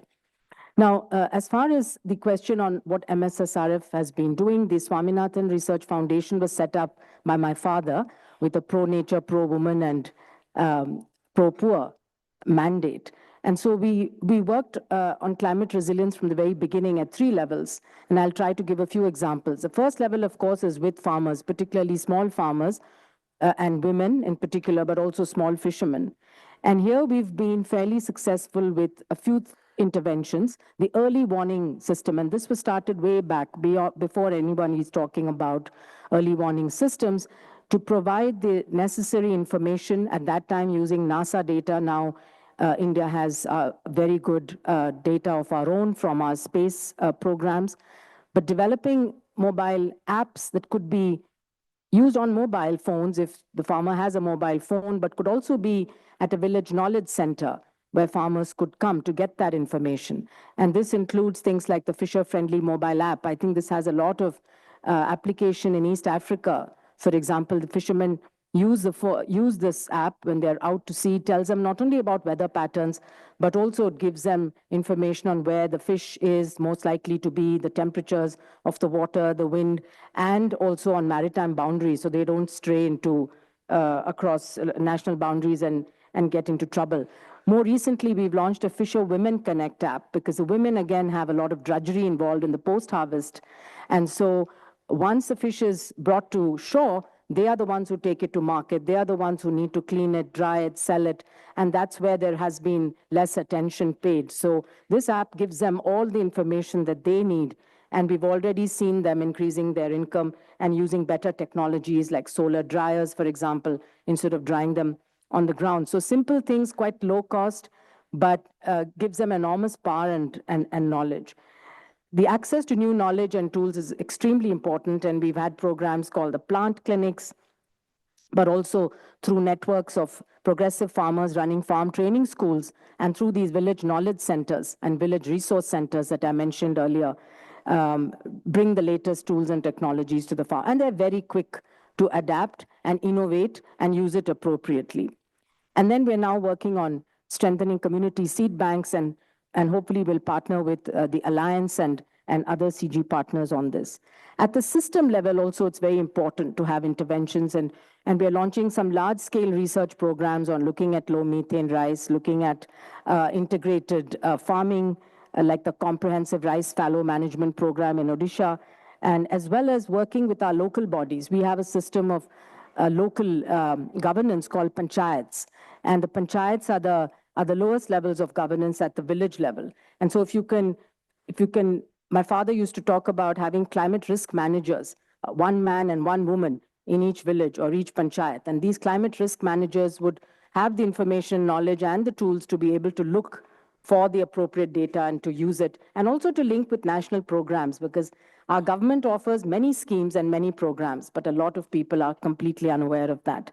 And finally, at the policy level, I think this is where we need to work more together, not just with the national agricultural research systems, because again, the siloing, of course, happens, I think, across government, but also within our own institutions. We have to work across, because climate change is something that cannot be addressed by one scheme or by one ministry or department. It has to be the health, agriculture, nutrition, women and child, social safety, social justice, urban planning. All of these really need, to come together. And my hope is that we can influence very large social safety net programs that exist in India, like the school meal program, largest in the world. If you could improve the quality and the nutrition that's being provided, it would have a massive impact. The public distribution system, instead of providing mostly rice and wheat, which gives you calories, can we diversify that?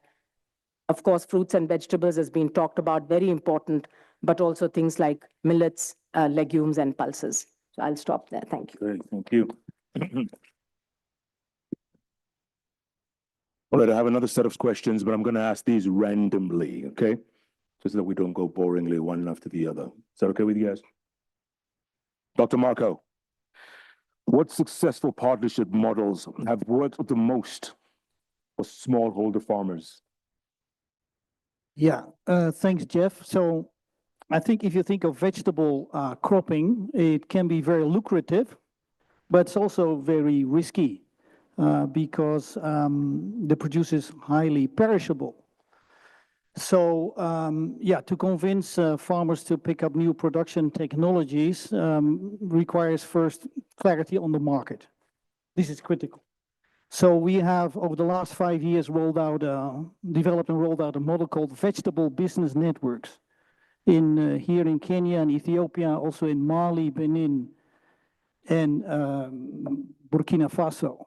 So we have about 500 of these networks now, and each network involves about 50 farmers, and they all produce for a particular market, particular niche that was identified. So there's a lot of coaching there in these networks in terms of business skills, figuring out the markets, and only then we are going to bring in technologies that can make a difference in terms of production and in terms also of food safety. Think of biocontrol, better varieties, better nurseries. Many of these production controlling technologies, biofertilizer, we can then bring in and stand a chance to be adopted. So just as an example, here in Kenya, some of our VBNs, we call them Vegetable Ministers networks, are linked to Tawi Fresh, which is a major distribution platform involving 2,000 farmers and catering to 800 clients here in Nairobi. In West Africa, another example I would like to give is that some of these VBNs produce safe, locally produced leafy vegetables to street food restaurants in Ouagadougou. And in Ethiopia, that's interesting, those VBNs currently still not really operate as a group, but the members there have a, yeah, because it's more safe, their produce have a better chance of getting good price for their individual customers. So I'm very keen, Jeff, to roll this out with the CGIAR because I think it's an interesting model to test with rice farmers, wheat farmers, maize farmers, farmers that grow roots and tubers. So I'm very much looking forward to that. Thank you very much. Excellent, thank you. Dr. Gangarao, how is ICBA scaling salt-tolerant crops to promote food security in arid regions? Thank you. Presently, we are implementing 2 projects, one in Uzbekistan, wherein highly degraded land, one of the regions called Kalpakistan, wherein we are introducing the climate resilient crops in the cropping systems existing. We cannot bring some crops where the farmers are not able to integrate. That is the approach. And we are also looking at the whole value chain approach. We might be able to produce the crop and the produce. If the farmers are not able to use it in the value chain for the consumption or the marketing, that is not useful. That is another approach we are following. And we are also looking at the resource endowment of the farmers. When we bring the value chains or the climate resilient or opportunity crops, we are looking at how they are able to accept these new crops. Most of the regions where we are working is the fodder is also one of the limitations. We are working on the saline tolerant fodder crops like buffalo grass, blue panicum, and sporobolas. They not only have the low input responsiveness for the inputs, and they're also highly tolerant to the soil, and then they can grow under low moisture conditions. And then when we say the value chains, we are looking at the seed value chain, grain value chain, also processing and other value chains, so that it is more of a demand-driven or demand pull rather than the innovation push approach. And we are also engaging women and youth in this value chain so that they will be the future agriculture researchers and the implementers. All right. Dr. Sumayao Swaminathan, what role does traditional knowledge play in sharing sustainable agriculture and food systems? Yes, thank you. So the term that we use for this blend of traditional knowledge and modern tools of agriculture is eco-technology. Again, it was coined by my father. And so that's a recognition that you don't just take things to people who've been farming for generations and tell them how to do it, because they probably know much more. And again, this point was made yesterday, I think, by Elizabeth in the plenary, about really involving them as partners. And so I think the only way is for our research to be truly participatory and to have men and women farmers or fisher people as partners in the research and the development of solutions. And a small example is the fisher-friendly mobile app that I mentioned earlier. This was developed over the last 12 years. It's gone through 54 iterations, and every iteration has been informed by the fishermen, saying that this feature would be good to have, and this is the problem that we're facing in the field. And similarly with the other applications, really being informed. And I also think that the training that we do has to be more participatory as well. We often have experts giving lectures to farmers, but we're trying a new model here where it's more of participatory and case-based discussions taken from the health field, actually, where you could present a case and have a lot of people discuss that and everyone learns in the process. If we could do the same with farmers, where a particular problem perhaps is presented and one farmer in that group might already have found a solution for that. And so the quickest way would be for others to adopt it or to improve upon it or to provide suggestions and to learn and so on. So I do think that there's a lot of scope for this kind. There's a model called the ECHO platform that has been used very widely in health, and I've been very impressed with its impact on capacity building, particularly of people at the grassroots who don't have access to experts necessarily. But if we could have this kind of thing again with the community-based volunteers from the farmer, every country has their own way in which they do extension services. But ongoing mentoring capacity building is very much needed. But again, it has to be done in a respectful way, in a democratic way, where the farmers also are contributing as much as the researchers or the scientists. Thank you. As co-founder of the Green Revolution, have we come a long way? Do we have a long way to go? Or is the revolution dead? Given all the challenges we face today, the Green Revolution has to reinvent itself. And we have to call it the evergreen revolution or whatever, because we not only need to feed the growing population of the world and provide adequate nutrition, not just calories, but also need to ensure that we're not further damaging the environment and ecology, because that's what has happened in the course of the last several decades.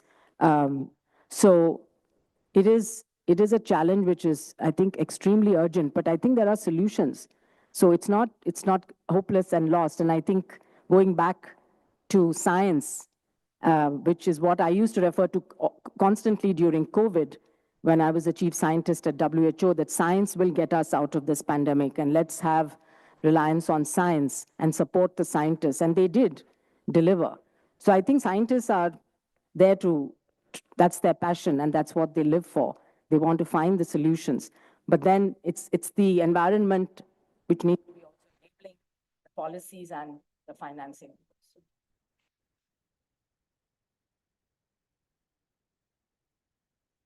Dr. Graham, how has Simmit worked with governments and different organizations to promote climate-smart agriculture? Thank you very much. And to answer the question, I would like to give you one thought, two examples, one expression of concern and one expression of hope. The thought is, when we work with governments on climate-smart agriculture, we stress the importance of resilience. And if you talk about resilience, although I was giving the examples of seed in my previous response, we need to move from seeds to systems. Systems that include seeds, but also include crop diversification, soil health, better conservation agriculture practices, etc., etc. If you want resilience, we talk with governments about less maize, less wheat, smarter maize, smarter wheat, more drought resilient, more productive, but maybe less because we need to diversify it with other crops to make those systems functional. And that's where my first example comes. I've been working with governments in the Global South and in the Global North to design what was called the VACs, or the Vision on Adapted Crops and Soils, or taking those opportunity crops that could be leapfrogged and used into those systems. And I want to recognize the great collaboration with the World Veg Center in that effort, and with multiple national agricultural research centers and CG centers. A second example is our discussions on what we call the Integrated Agri-Food Systems initiatives. These are initiatives where we work with governance and design through transformational scenario building. We ask the question, how do you want your country, your agricultural sector to look like in 2030? Bring together the stakeholders and design the strategy around it. This is an effort together with also the Alliance, where we had examples of that: maize for Mexico, but also rice for Mexico, beans for Mexico, wheat for Mexico, or maize for Colombia. And then later on, implementing those strategies through tactical plans that are multi-stakeholder around climate resilience through co-design and co-experimentation with the national research capacity. And today, an example from Mexico, 47 long-term research platforms were and are active in this effort. And that resulted in 12,000 innovation sites with farmers, side by side, researcher and farmer, designing new ideas, new elements. And of course, all that knowledge will land in the scaling program that Sandra just presented so eloquently. And I think underlying there is the review of the green revolution, the good, the bad, but also a little bit the ugly. And what we learned from that is the importance of power relations if you want to scale climate smart agriculture. So the recognition that gender equity, youth, and social inclusion is not a nice to have. It is what we need to understand if we want to be successful and scale climate smart agricultural practices. And as we're talking here about scale, and a concern, I think we underrepresent, as the agricultural community, our services at scale. For example, as we speak, we are monitoring the diseases for maize and wheat globally. If those disease and monitoring surveillance systems go down, it will have immediate impact on the Global South and the Global North, because it's what the CGIAR does to protect and actually generate national and international security.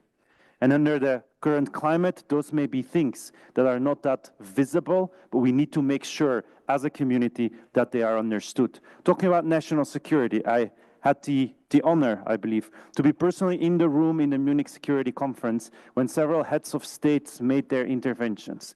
It was enlightening and chilling at the same time, and that is my expression of concern. But I also learned that each of those heads of state actually had cereals for breakfast. Each and every one of them, which brings me back to an expression of hope. 80 years ago, Simmit was actually created as the Office of Special Studies by Henry Wallace, as a Wallace Center together with IICA, and as a space for agricultural innovation, but also as a space to have neutral conversations across any geopolitical vision.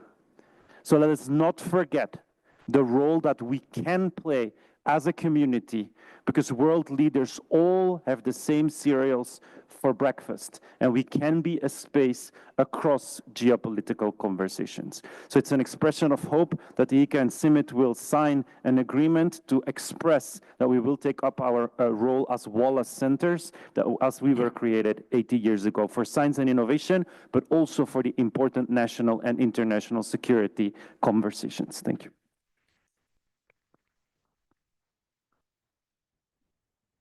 And finally, Dr. Jabour, since we're on your campus as guests, you get the last word.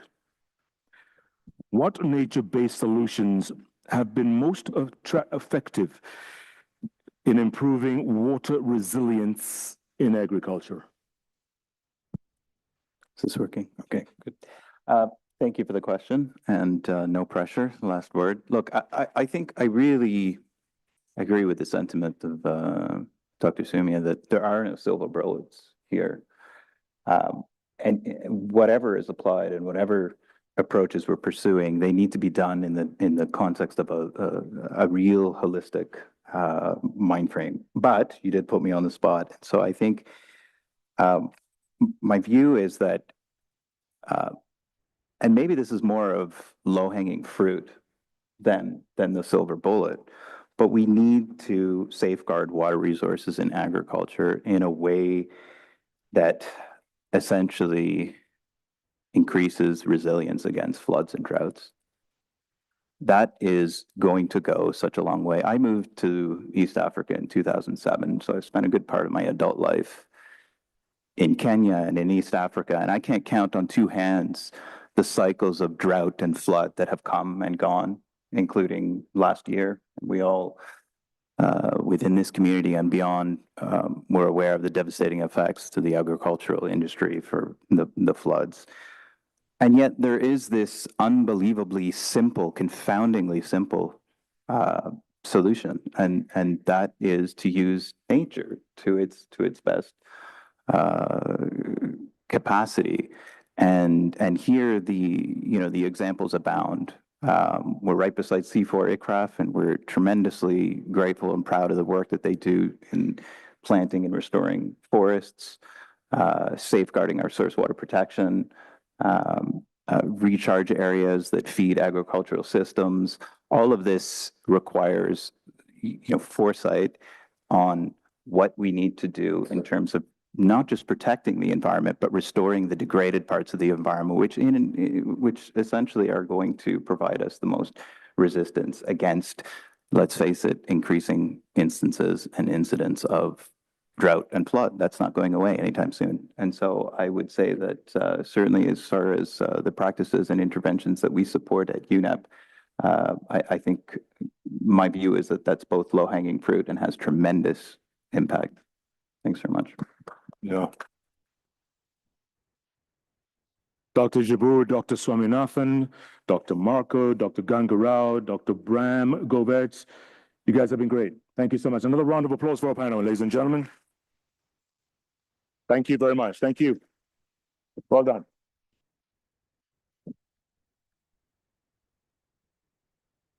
We're going to continue the same topic, growing legacy. My panelists are Dr. Inga Jacobs-Mata, Director, Water Growth and Inclusion, IWMI-CGR. Dr. Innocent Musambimana, Chief Agricultural Technologies Officer, African Development Bank, AFDB. Dr. Andy Jarvis, Director, Future of Food, Bezos Earth Fund.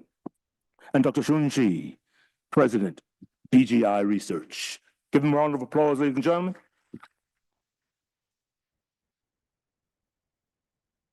All right, Dr. Inga, you first. What is the key factors for scaling agricultural innovations? Thanks, Jeff, and thanks. Good to see all of you. I know that I am in between you and your lunch break, so I'll try to be quick. I co-lead CGIAR's new Scaling for Impact program, which means that my job is to take great science and make sure that it doesn't only live in journals and pilot projects, but actually lives in the hearts and minds of farmer fields, market chains, policy frameworks, which is no easy feat. And we know that scaling isn't easy. So just a few factors that we're building into this program. I think the first one is to acknowledge that moving from science to scale is not a straight line. In fact, it's more like a maze with bad Wi-Fi. Great research is essential, but scaling isn't automatic. We need to stop assuming innovations walk themselves out of the door, and they need infrastructure, partnerships, policies, and sometimes even because we're in Kenya, a matatu with a megaphone, and today I'm the matatu with a megaphone. So our Scaling for Impact program exists because science needs a scaling strategy, not just a publication plan. The next point is that context is king, queen, and parliament. We know that one size doesn't fit all, and this is particularly true in agri-food systems, but we're investing in contextual intelligence. So this is about knowing what works, where, when, why, how, with whom, for whom. And it also means responsible replication, not just duplication, but adapting with dignity. The next point is the panel before us mentioned, systems are greater than silver bullets.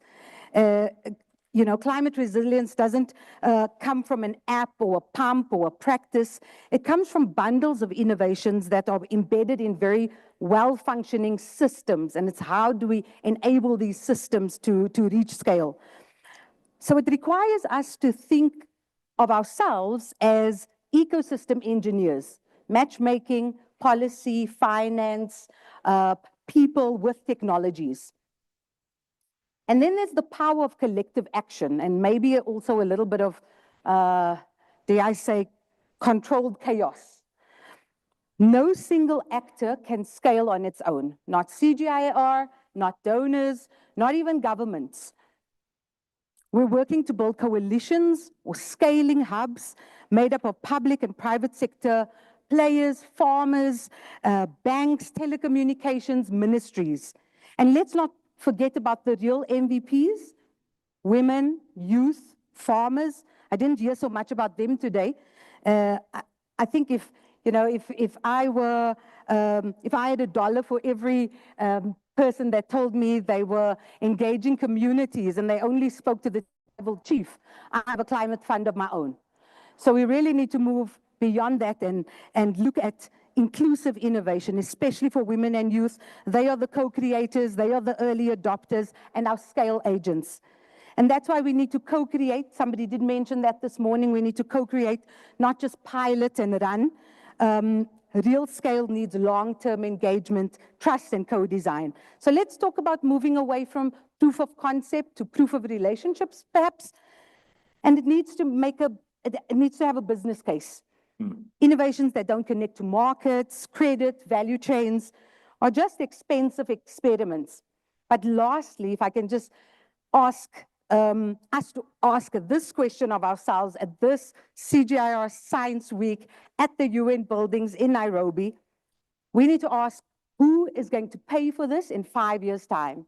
And if our answer is still donors, then we have a problem. Climate smart scaling must be wallet smart, and that's what we're trying to achieve with the program. Yeah. Houston, we have a problem. Dr. Innocent Musabimana, how is the TAT program scaling mechanization solutions for African smallholder farmers? Thank you very much, Jeff. Good morning, good afternoon. I would say more, Jeff, that we look more generally the technologies, climate smart technologies, and then I narrow down a bit on mechanization.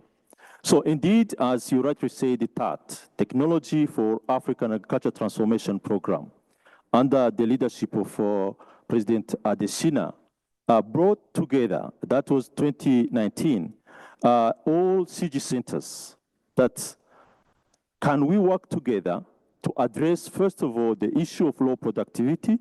Secondly, how do we reach millions of farmers? That came as a solution, as a framework to address this issue to reach millions of farmers. So by bringing together, I will really recognize the CG centers, and namely ICALDA, IITA, Africa Rice, ICRISAT, World Veg, World Fish, LA, SIAT, Simmit, SIP, and my colleague Umi, and the other specialized institutions like ATF and to mention also FARA, each one leading the commodity compact. So the bank committed to put in place $120 million in 3 phases. We are now in the 2nd phases. And to reach millions of farmers with these climate smart technologies, including the mechanization solution, as you rightly said. So as we are now, and thanks to our partners, specifically the Gates Foundation and also the Republic of Germany, whom we came together to support this program.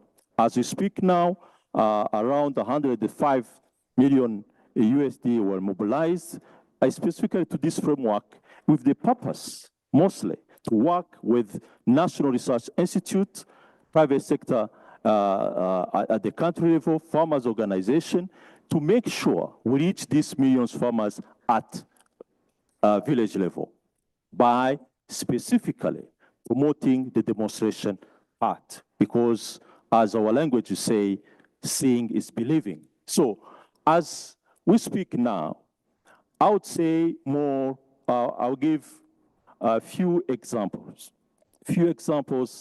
Not making some of the SDGs that I see here more jealous, but I'll pick some few commodities, not any preference, just on top. Let's pick one example of parboil, because you mentioned the mechanization. So the parboil technologies, whereby by working with Africa Rice, mobilizing different women groups, we're able, as we speak now, mobilizing 140 women cooperatives accessing to these parboiling technologies, where women are able to disseminate these technologies or this processed rice to millions of farmers. So this is one example among a number of them that not mention wheat, rice, and also cassava, soybean. So there's all this participated specifically to reach. As we speak now, we have reached 25 million farmers that were able to access to these technologies through this framework of that. But, Jeff, after this, throughout the road, we realized that by demonstrating through with these CG centers in partnership with private sector, partnership with NARS, we're not able to reach 40 million as a target we give ourselves in the 3 phases. So that's how, working with the partner, that's why through that, partnership matters, scaling matters, and this demonstration matters. We came with a that clearinghouse model, whereby we work with these CG centers. They brought this brain scientists, and they participate in the design of operation. As we speak now, the bank has, the CG Center participated in the 1.2 billion investment operation in agriculture sector to invest in agriculture by mainstreaming this technology into investment operation. Imagine if this was not there. I actually gave an assignment to our economists to do a model that can highlight the impact of this as we speak.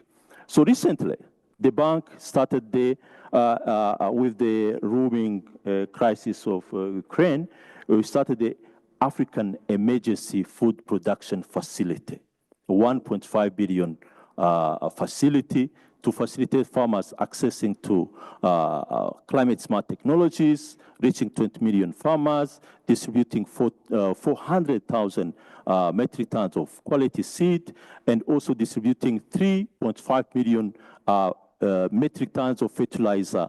Through a TAT model, we're able to facilitate and provide technical assistance to these countries, 37 countries that benefit from this facility, and we are able to celebrate today, we're able to reach 13 million farmers, reach over actually 120% of the seed distributed, fertilizer we are at 69%, but also additional production of 39 million metric tons, and that played a major role on this. I will mention another example as we speak, but that's an example of where TAT was able to do as scaling this technology, specifically solutions of mechanization and also the seed system varieties as for benefiting 32 countries on the continent.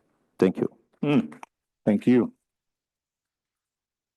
Dr. Randy Jarvis, how does the Bezos Earth Fund envision leveraging AI and other technologies to scale sustainable agriculture? Thanks, Jeff. And, you know, you've been very well behaved today. You feel free to challenge and interrupt, you know, you've been... No, Ismahan is watching, you know, and she's right in the front row. I have to be very, very... I'm sure she's up for it, so I challenge you. So, the question, let me go back to the question. All right, so, I mean, let me talk about two things. You know, one is AI, you know, and it's like a throwaway phrase. Everyone says it. You know, AI is going to transform our lives. Well, I mean, the reality is it really is. You know, everyone's saying it, but I think because everyone's saying it, we're not paying enough attention almost actually to it, you know, and there is enormous opportunity with AI in the food system and in agricultural innovation. I mean, we had this AI for Nature and Climate Challenge, and we invited applications, proposals, ideas. I was leading the area around sustainable protein, and so we got like 1,500 applications for the whole kind of call, and I was looking at this stuff around sustainable protein. And I mean, it's AI tools. I mean, it's not about the tool; it's about the problem that you're solving. But it can fundamentally change the way that you solve those problems. And it can accelerate from the research side of things. I mean, it can bring the kind of the too complex to understand into the domain of actual understanding it, right? So all of the kind of on genetics, in understanding microbiomes, on enabling microbes to work, you know, really work for us. You know, there is enormous opportunities there on the research side. You can do things faster, you can do things much more efficiently, and you can understand things much deeper and harness complexity, right? So there's an enormous opportunity on the research side. There's also an enormous opportunity, I think, on the more downstream side, on the translation, on the tailoring information. Large language models make generic innovations, generic information sources, all of these kinds of things, and can make it tailored to the needs of, you know, everyone across through the supply chain, all the way down to farmers. I mean, in the end of the day, I think something that's always held back innovation and the adoption of technology is that these generic kind of technologies just are not being tailored and grounded in the realities of the farmers on the ground. And LLMs can do that translation. They can help tailor information. So I think there's also, you know, it really changes the way you think about extension, the way you think about delivering technology. So that's on the AI side. It's a plea. It's not just a throwaway term that AI is going to transform our lives. It really is something that you need to be doubling down on and really thinking about. I think there is enormous opportunity. The second on innovation. So, you know, the innovation has to be at the absolute center of the agenda, especially for an organization like CGIAR, right? You know, the fact of the matter is, if you look at any variable right now, number of people hungry, it's going up. Where every year we're deforesting millions of hectares to have more land area for the food system. It's going in the wrong direction. Every year, the emissions that are coming from food systems are increasing. Look at any variable, it's going in the wrong way, right? And wasn't it Einstein that said that insanity is doing the same thing over and over again and expecting a different result? Well, I mean, I think you have to be thinking differently, and innovation needs to be at the core of that. You know, we need to invent our way out of the problems that we have. So innovation is very key. I can take advantage. I'm going to completely take advantage of being on the stage. I mean, one thing we can announce today, in fact, we're announcing we have $27 million that we're announcing for low methane cattle, and that includes $3.3 million for ILRI, who'll be working on indigenous breeds.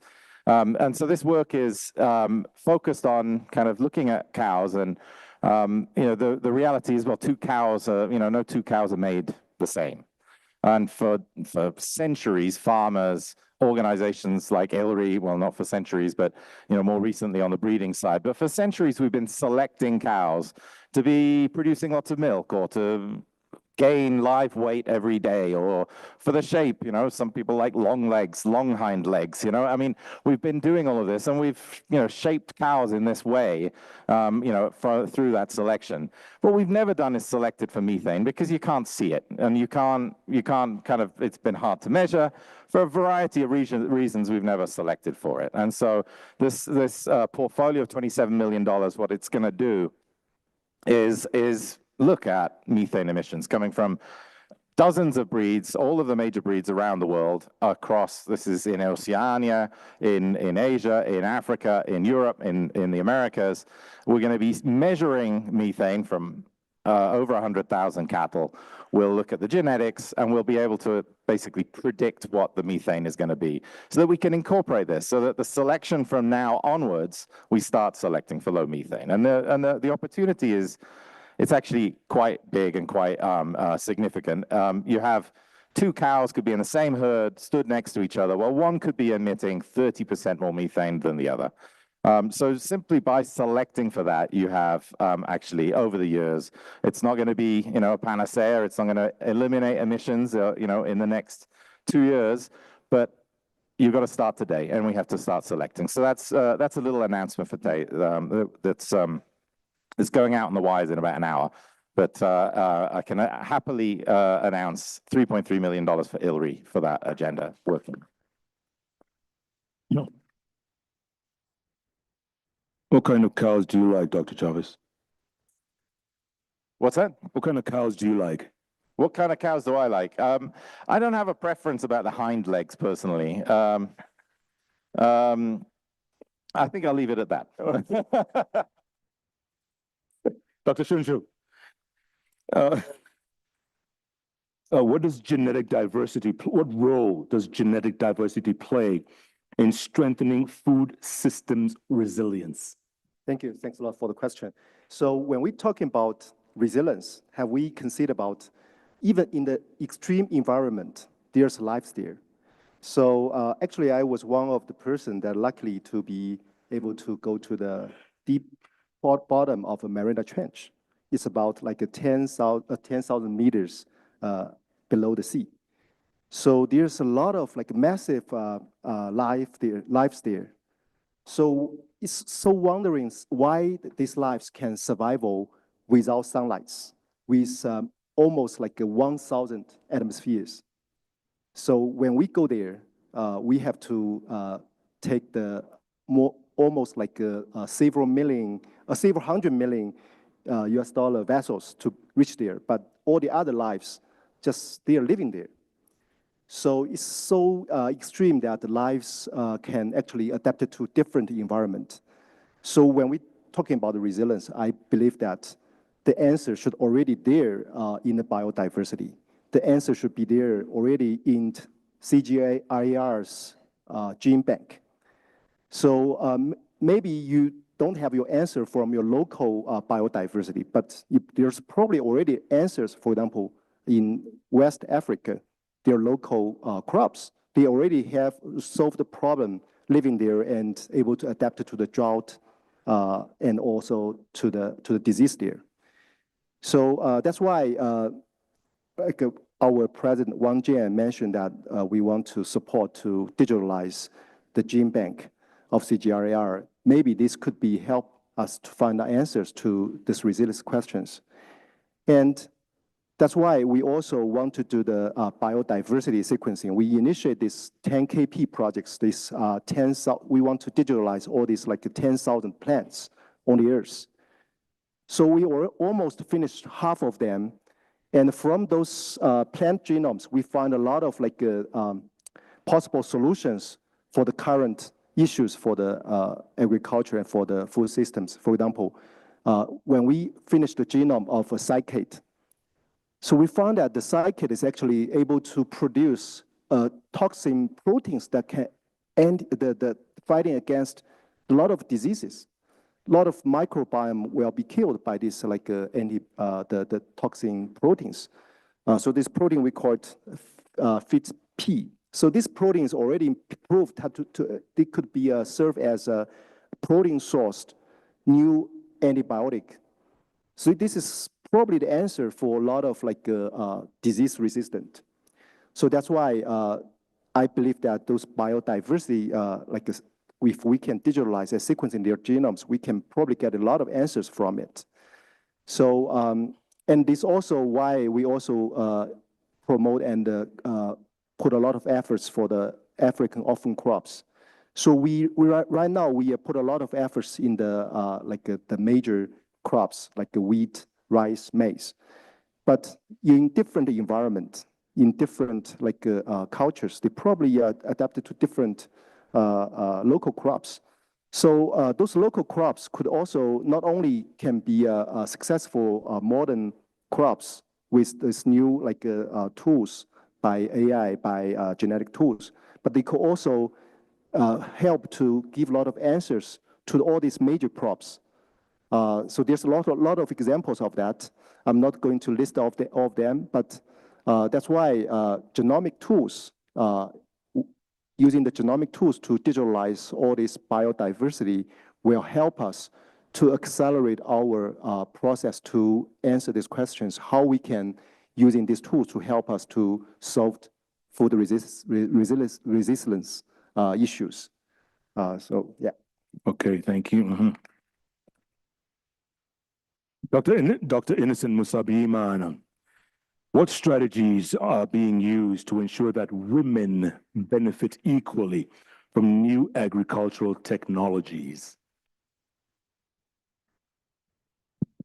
Thank you very much, Jeff. For that program, it is very inclusive and women at the forefront, specifically by participating into the technology scaling, but also benefiting.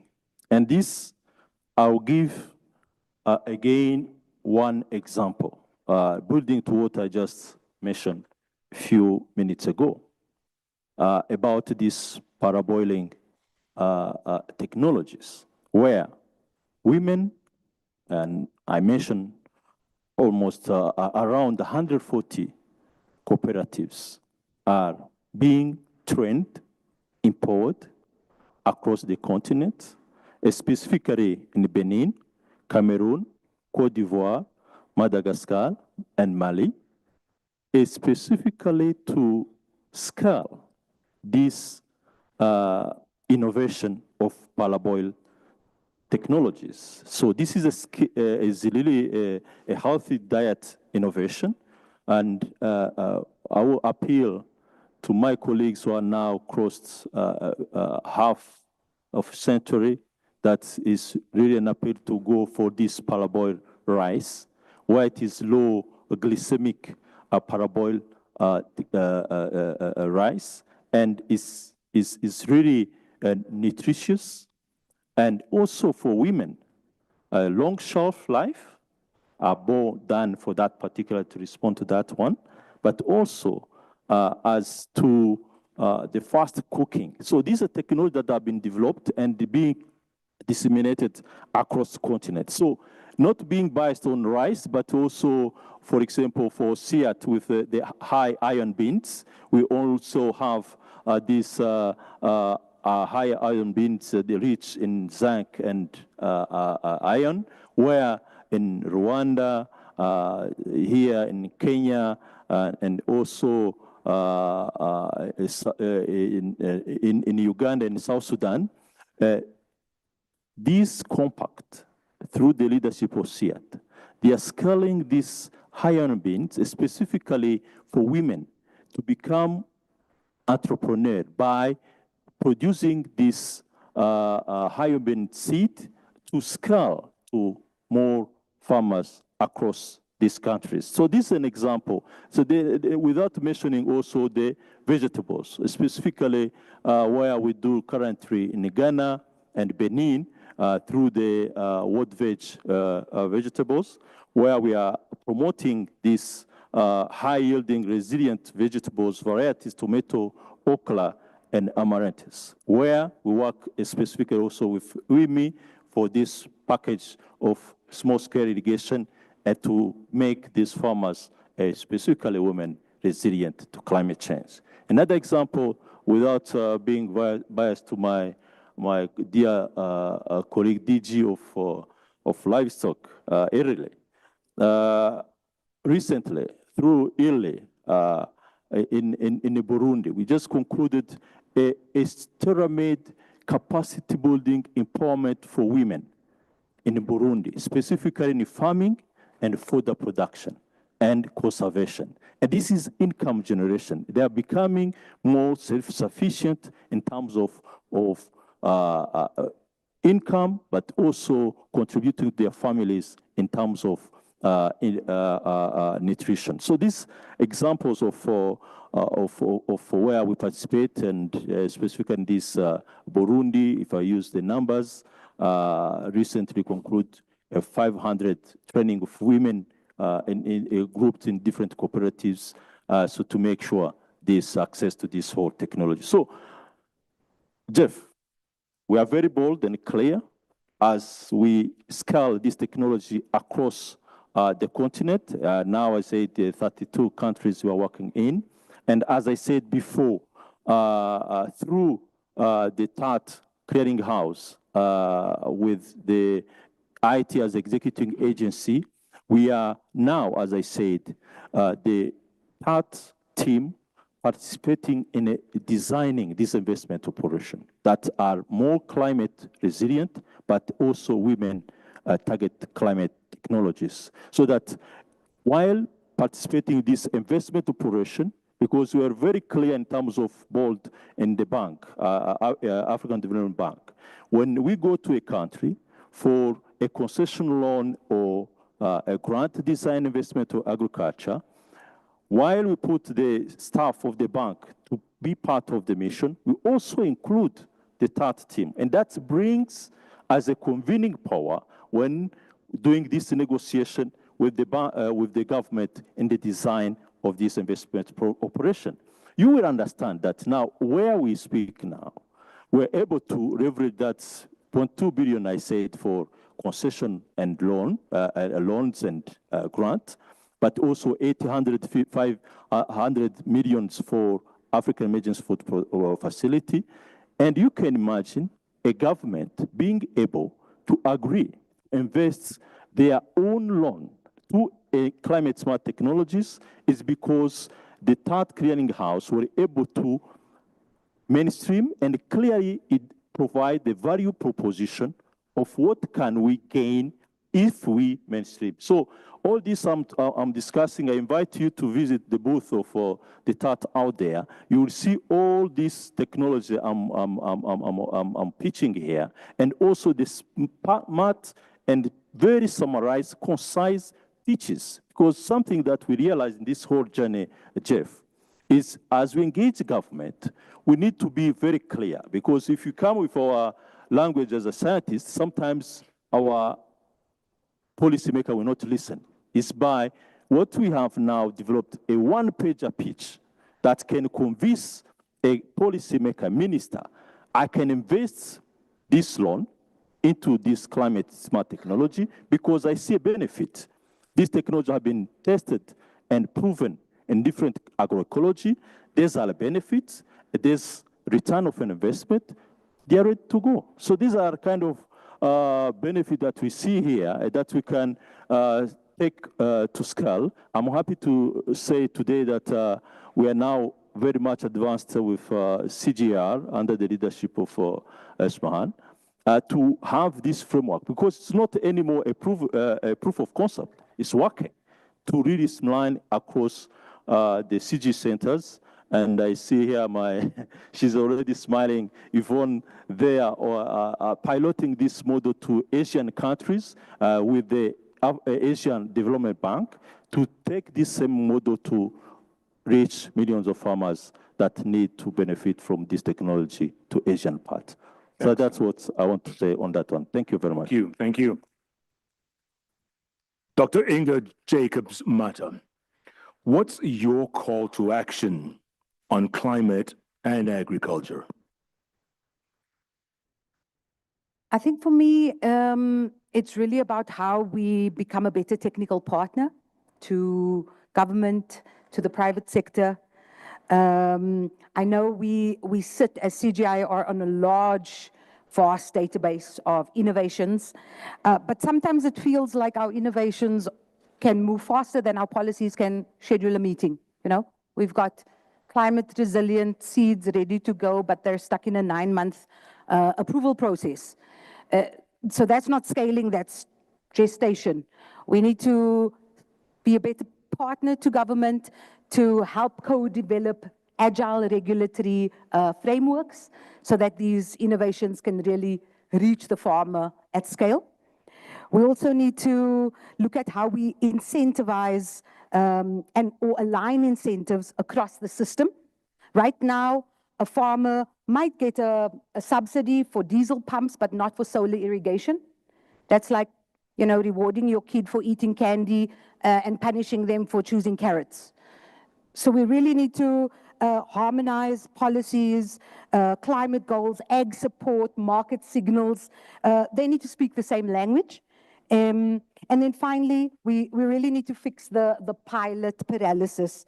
Too often, regulatory systems are so cautious that they only involve, innovation or pilots in these, demonstrated or twilight zones, particular zones. We really need to move from pilots to platforms to scale policies also that encourage private sector entry, farmer agency, open data systems. I hope our systems, Andy, can deal with the pace that you need for your methane-friendly cows and the ethics of AI. But I know our digital accelerator is also going to support us with that. Thank you. Over to you, Dr. Jarvis. She's challenging you. Of course they can, yeah. No, I mean, I think it's fantastic in the portfolio that, you have digital transformation, and I think there's a lot of enablers. A lot of the enabling kind of platforms in there are going to be really important. I was excited to see those, yeah. Dr. Junju.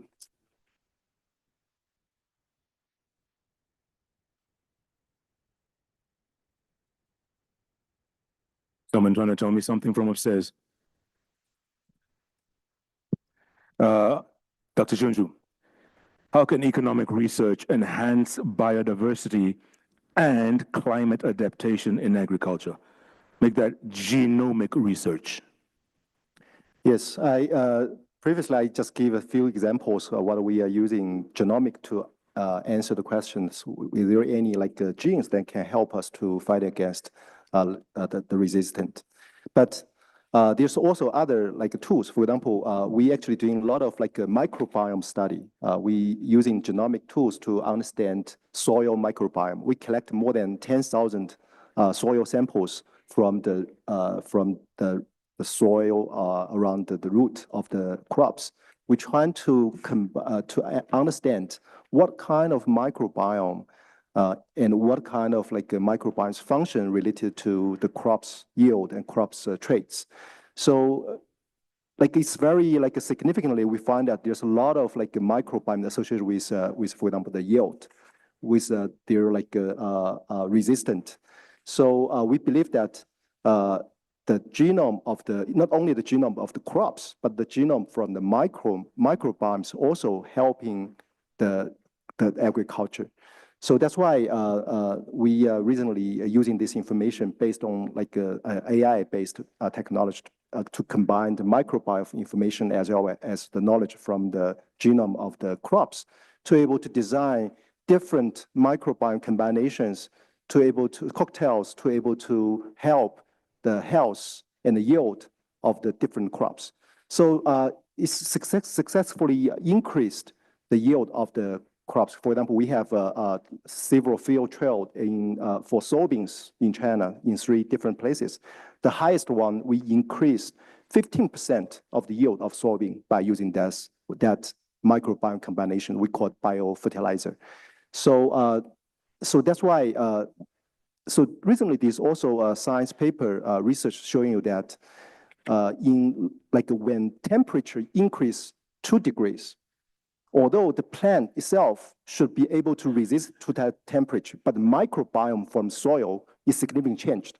That's probably one of the major reasons why the yield, the biomass significantly changed because of the microbiome. The microbiome change is because of the environment.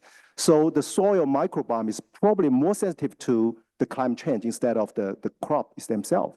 So this gives us an example that when there's significant change of the climate, not only the crop, but also the genome from their the neighbors, from their ecosystem is also important for us to help to able to solve resilience issues. Excellent. Okay. Yeah. Dr. Andy Jarvis, you get the last word. Call to action. Your words, your thoughts. Call to action. You went off script. You're challenging me, aren't you? Be careful what you wish for. Yes. So I think don't get bogged down by complexity, I think is the message I'd give. Something I've learned, I spent many years in the CGIAR, and I like to kind of think of myself as a systems thinker. You see the broader kind of spectrum of how everything, and everything's connected. It's this, it's the multiverse. It's like, it's very complicated, the world, right? And systems thinkers see that, and they see how things are connected. But the really good systems thinkers cut through that understanding. And, something that I've learned an awful lot, not from you, Jeff, but another Jeff, Jeff Bezos, is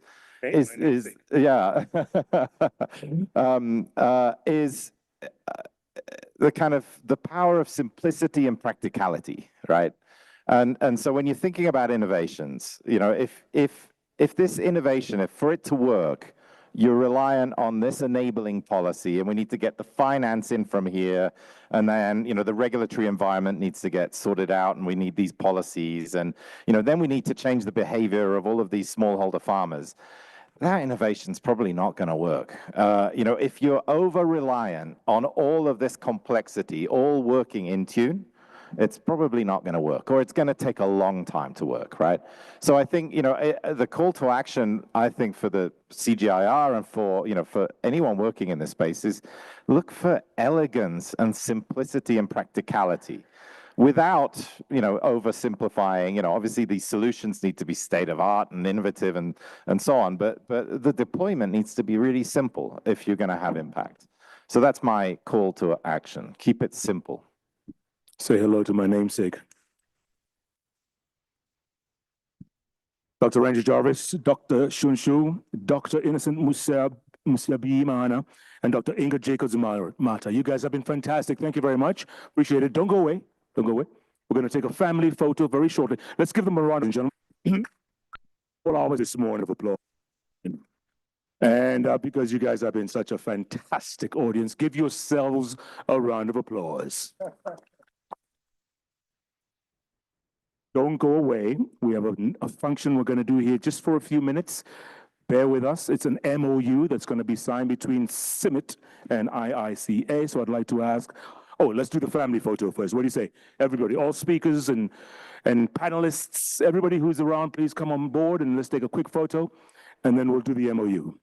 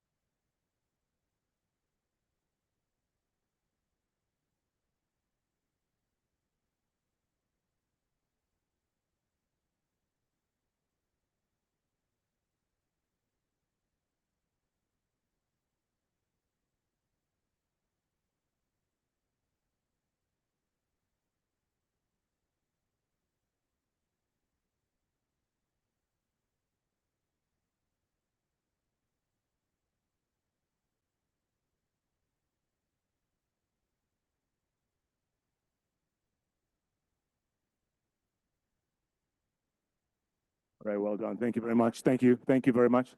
That side. Thank you. I'd like to invite Dr. Manuel Otero, Director General, IICA, and Dr. Bram Govertz, Director General, SIMI.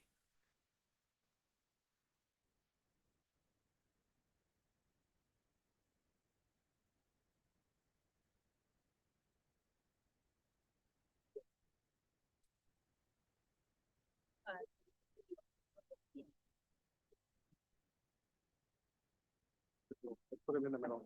I'm going to the middle. Right here.